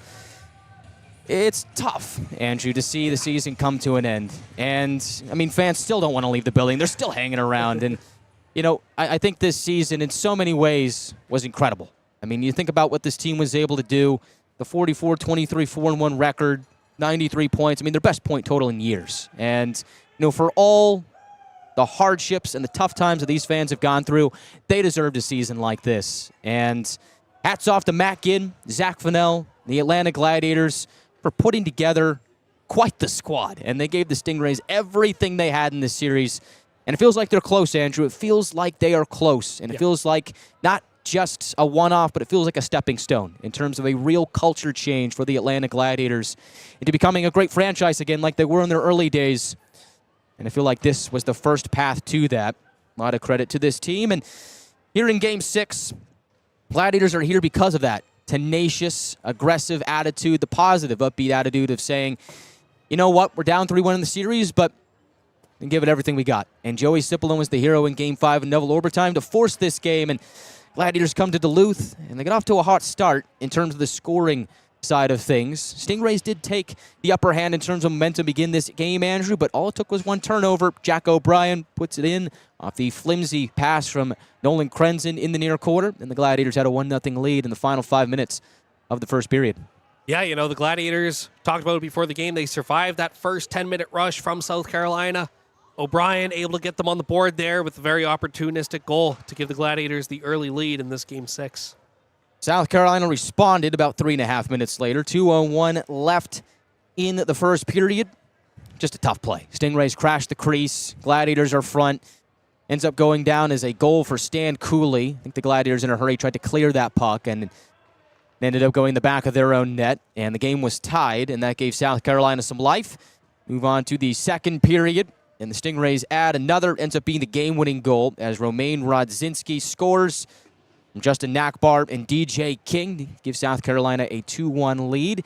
And during the second intermission, Andrew, I got a chance to look at the shot map, the heat map of where the shots were coming through in this game, and a big props to our off-ice officials this season. You guys are awesome. Thank you for everything you've done this season, for the crew that is here right now and the crew that is back at home watching or listening. Thank you for all of your outstanding work this season. They showed me the shot map during the intermission, and Andrew, the same thing that played the Gladiators in Games 3 and 4, came back to haunt them in this game. Too much of a net front presence for South Carolina, and a lot of their shots came between the circles, and they ring one off the pad of Semtenfelter. And right there to pick up the loose puck was Rodzinski to put it in, and that is the eventual game-winning goal. Yeah, you know, it's kind of hard to win games when you give up a lot of those high-danger chances and you're slotting out in front of your net. South Carolina did a really good job of making it hard on Semtenfelter. They did a really good job of getting to the crease, forcing rebounds, forcing turnovers. And as you said, yeah, just tough for the Gladiators there on that second goal that Rodzinski put in. And that 2-1 score held for much of the game. And Gladiators had multiple power play chances in this contest. Try and find a way to get this thing tied, but just wasn't meant to be. And they've had so many magic moments this season. But at some point, the magic runs out, and the Gladiators end up going 0-for-5 on the power play here in this elimination game. They do go 3-for-3 on the penalty kill, which has been one of their stronger suits this season, but all in all, the power play just did not come up clutch in the right moment, and despite their best efforts, out shooting the Stingrays 12-7 in the third period. South Carolina led the shot count 30-29 overall. It does come to a close, and you know what they say, all good things come to an end. Jalen Lipin puts in an empty netter with 1:46 left, and that was really the dagger. And it's unfortunate. That's the way it goes sometimes. And only one team can win the Kelly Cup. 1 out of 30. I mean, you think about those odds. It's so slim. You got to be a great team to win the Kelly Cup. You got to be a great team to win a championship. And while I feel like the Gladiators are close, again, it feels like the Stingrays in this series, they were the veteran presence. They had been here before, and they had their hardships too over the last couple of years, and felt like South Carolina was ready to break free, and they certainly gave the Gladiators everything they had in this series. It was a fantastic series to watch. All the credit to South Carolina and their crew. They are off to the second round to take on the Florida Everblades in the South Division Final. And as I mentioned before, Matt Ginn comes into the locker room to address his team for the first time ahead of training camp, and he walks in and he says, happy to have you all here. Losing in Atlanta is done. It's done. And he meant it, and he proved it here this season. Matt Ginn, the runner-up for head coach of the year to Kansas City's Tado, had him for my runny.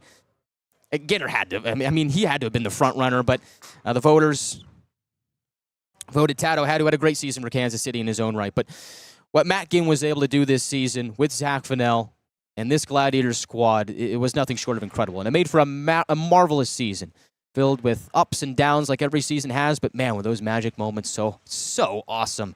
And it was a treat to share those with you all this season. And I have no doubt in my mind that the Atlanta Gladiators will be back for another fun-filled, win-filled season next year, and really feels like this year was just the stepping stone in the right direction to really turn that culture around, to flip that script, and now sky's the limit for the Atlanta Gladiators. They have that experience, and hopefully a lot of these players are back next year. We'll see how things shake out in the summer, but as long as the Gladiators have Matt Ginn behind the bench, directing the way, I have full confidence that they will be back here at this time next year and look to go on an even deeper run. Yeah, just what a fun season it's been. Just thanks to you, Guy, for letting me and Shelby be a part of it all season. It's been so much fun watching this team, watching this successful team. And as you said, they're going to be back. This team's not done. This feels like kind of their first crack at it. This team's going to be a problem for a long time to come. And so you get to the point of a season where you never want to get to it, right? And that is the special thanks. There's so many people behind the scenes that put together a Gladiators game day and happens on and off the ice. And so we'd like to thank these people here on the Gladiators Broadcast Network before we send everybody off to the summer as we look forward to the 2026-27 season. And so on behalf of myself and the rest of the Atlanta Gladiators organization, I'd like to first start by thanking our corporate partners and our community partners.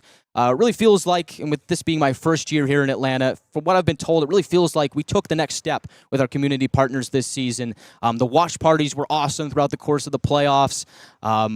Really, the support from our community here in Gwinnett County was awesome to see as a first-year person here with this organization. And it spoke well with the players. The players spoke volumes about it. And our front office as well. We're so happy to have our community partners, and we look forward to growing that ahead into next season. And a big thank you to our corporate partners. A lot of this stuff doesn't happen without the support of our corporate partners. So we'd like to thank each and every one of them for an outstanding season. And we look forward to the future with them as well, as we look to have everybody back for the 2026-27 season. And with that, we'd like to thank the arena staff here at Gas South Arena, Dan Markham, who heads operations here at Gas South Arena. We'd like to thank him and all of his staff. The Coliseum was our home this season. The Gladiators made it their fortress. And the Gladiators were great at home this year, and the fans were certainly treated to an outstanding year, but none of that happens without the arena staff here, the security, everybody working the concession stands, the ushers, everybody that comes together and make a Gladiator game day. Thank you to each and every one of you. We really do mean it from the bottom of our hearts. And going on and hand in hand with that are wonderful ECHL off-ice officials who have made their way out of the building, but we hope to see them back next year. They were incredible. They were awesome. Such a treat to work with them, and thank you for the hard work that they do. It does not go unnoticed, and so we'd like to thank them as well. We'd also like to thank our local media partners this season. I feel like we made a great step here with our local media partners. It's a crowded Atlanta sports scene, and we do thank all of our partners this season who have taken the time to cover the Atlanta Gladiators in this outstanding season. A lot of the fans on a game night don't make their way into the building without seeing the Gladiators on TV or hearing about them on radio or seeing them in print or anywhere online. And so a big thank you to our local media partners. And reached a big milestone this season. I believe the Gladiators were featured on every single major TV network so far this year. So looking forward to working with everybody again next season. And again, for me in my first year, it certainly was a treat meeting you all and working with you. And it feels like the best is yet to come. Next, I'd like to thank all of our great interns. We've got Andrew with me here right now. We've got Libby White, who joined us later on. in the season, and Shelby Rabideau as well, who was downstairs conducting post-game media. But thank you to you three. You've been a great help to me this year, and all of you are going to do great and wonderful things. And if I don't see you back again next year, it's because you got a job, which was the purpose. And so thank you for you and your hard work and the rest of our interns here with the Atlanta Gladiators. A lot of people don't know that a lot of our staff here on a game day is staffed by interns, and so they take the time out of their day to come to Gas South Arena, take the time to put the effort in to pursue their careers and help out this organization. It does not go unnoticed. You really are the backbone of our organization, and we extend a big, big thank you to you. And if you aren't back next season, wish you the best in your careers, and hopefully we will help you advance in your careers. It's been a treat working with each and every one of you. And alongside that, we'd like to thank our Game Ops crew, led by Madeline Ryan, and our production crew as well, for an outstanding season on Flow Hockey and really bringing the arena to life on a game day. A lot of those fun things like the Marlowe's Minute, the musical chairs, all of that fun theatrics throughout the course of the game. That all happens behind the scenes as well, and they put a lot of time and a lot of effort into it. So we like to thank them for everything that they do on a game day and off them as well. As again, it takes a lot of time and a lot of work to put that all together to create such a great fan experience here at Gas South Arena. I'd also like to thank the Gladiators Booster Club. Boy, they've been phenomenal. I don't know if anybody heard, but 4 members of the Booster Club got the Joey Cipollone number 71 tattooed on their wrist after he scored the game winner in Game 5. I'll tell you what, you stuck to your word. You stuck to your word. They commented in the YouTube chat and said, we will get the game winner's number tattooed, and they did. And they did. So what an incredible story that was. But really, a lot of the stuff that happens post-game, feeding the players, helping out with events, just helping with the team, a lot of that is done by the Booster Club. And again, much like everything here that puts this organization together on a game day, that does not go unnoticed. So thank you to each and every one of you for your support. And it's been a pleasure meeting you this year and looking forward to continuing that relationship in the future. Next, we'd like to thank the players and the coaching staff. Alex Campbell, our owner, has been an outstanding owner. Great to meet him this year. Awesome guy. Jared Youngman, our president, and our front office staff as well. It's been a treat to get to know you all, and it's been incredible. It really is an awesome organization to work for, and it starts with great leadership on and off the ice. Matt Ginn, Zach Fennell, and everybody else on the Gladiator staff, Ben Ellis, the equipment manager, Nick Nelson, the athletic trainer. It's been fantastic to work with all of you this season, and your hard work does not go unnoticed as well. They do a lot on game days, outside of game days, to really help things get put together behind the scenes when it comes to the players and the product on the ice. And that leads me to thanking the players for an absolutely magnificent and wonderful season. This season was an absolute blast to cover, and I know our media partners had so much fun covering this team. I had a blast, and it doesn't happen without the hard work of our players. For the players that are no longer here and are off to different teams, and for the players who were here closing out this game here tonight against South Carolina, thank you for a fantastic season. On behalf of myself, the organization, and the fans, your hard work led us to this point, and all the countless memories that we were able to share this season. And that brings me to the final group that we need to thank. The fans. None of it happens without the fans. You are our lifeline. You are our support. And it starts with our season ticket holders. For everyone that's been here since day one, back in 2003, for everybody that is new this season to becoming a part of the Gladiators family, thank you so much for your support. I mean, this doesn't happen. None of this happens without our great fans here in Gwinnett County. And just seeing the fanfare this season, the support, and knowing what these fans have gone through over the last decade or so, they deserve to see a winning team this year, and props to the players and the coaching staff for fielding one.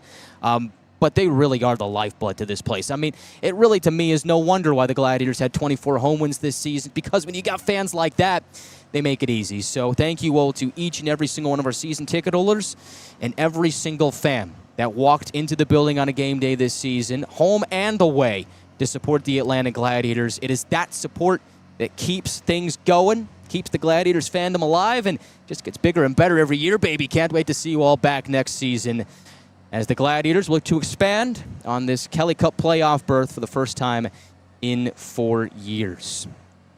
Well, before you get done here, Guy, I think we need to thank you for the great work. You've set a great example for our intern team here, one of the hardest working guys I've ever met. You know, the late nights on the bus, sleeping in hotels, sleeping on the bus. Hopefully you get a little sleep this summer, kind of rejuvenate yourself, because I know it's been a long season for you, but a very fun season. And thank you for the opportunity that you've given us. And I mean, we see it all the time in the group, in the YouTube chat here. Just what a great job you do, and how much these fans love hearing from you. What a great job you've done calling it for this team all season. So thank you, Guy. Appreciate that, Andrew. And likewise, my friend, it's been a pleasure having you on the broadcast this year. It's been oodles of fun. You know, the season's been so much fun, and it comes to a sooner end than I would have liked, and obviously that the players would have liked, and all of us would have liked. But if I do leave you with one last parting words of wisdom, it's that don't go home disappointed. Don't go to bed disappointed. Don't remember this season as a disappointment and a first-round exit. I want you to remember this season as a season of hope. I want you to remember this season as a season of hope, because the Atlanta Gladiators flipped the script. They defied the odds. The mantra coming into the playoffs was they're not the underdogs. They were the disrespected. And that mantra doesn't come out of nowhere. This team, over the last decade or so, had not been a winning team. And this team went out onto the ice this season. Matt Ginn said, we're done with that. And they proved it. They proved all the doubters wrong. They weren't the underdogs. They were the disrespected, but they're the disrespected no more. The Atlanta Gladiators this season earned all the respect from league circles, and they will be back. And it was because of this season of hope. And so, I'd like you to try and apply that to your own life. Who says no? Why not you? Why not the Atlanta Gladiators? At the beginning of the season, nobody picked the Atlanta Gladiators a playoff team. Nobody did. Why not the Atlanta Gladiators? Why not? The Atlanta Gladiators, who hadn't won a playoff game in 13 years. Hadn't made a playoff appearance in 4 years. Why not them? Why not you? Take that hope, take it to the offseason, and I hope to see you all back next season. For Andrew Fleming, Shelby Rabideau, and Libby White, and all of us here on Press Row, your final score in Game 6. The South Carolina Stingrays 3, the Atlanta Gladiators 1. The Stingrays are off to the South Division Final after winning this series 4-2. I'm Guy Chiarenza saying good night and so long. Thank you for watching this presentation of the ECHL, and we'll see you back again.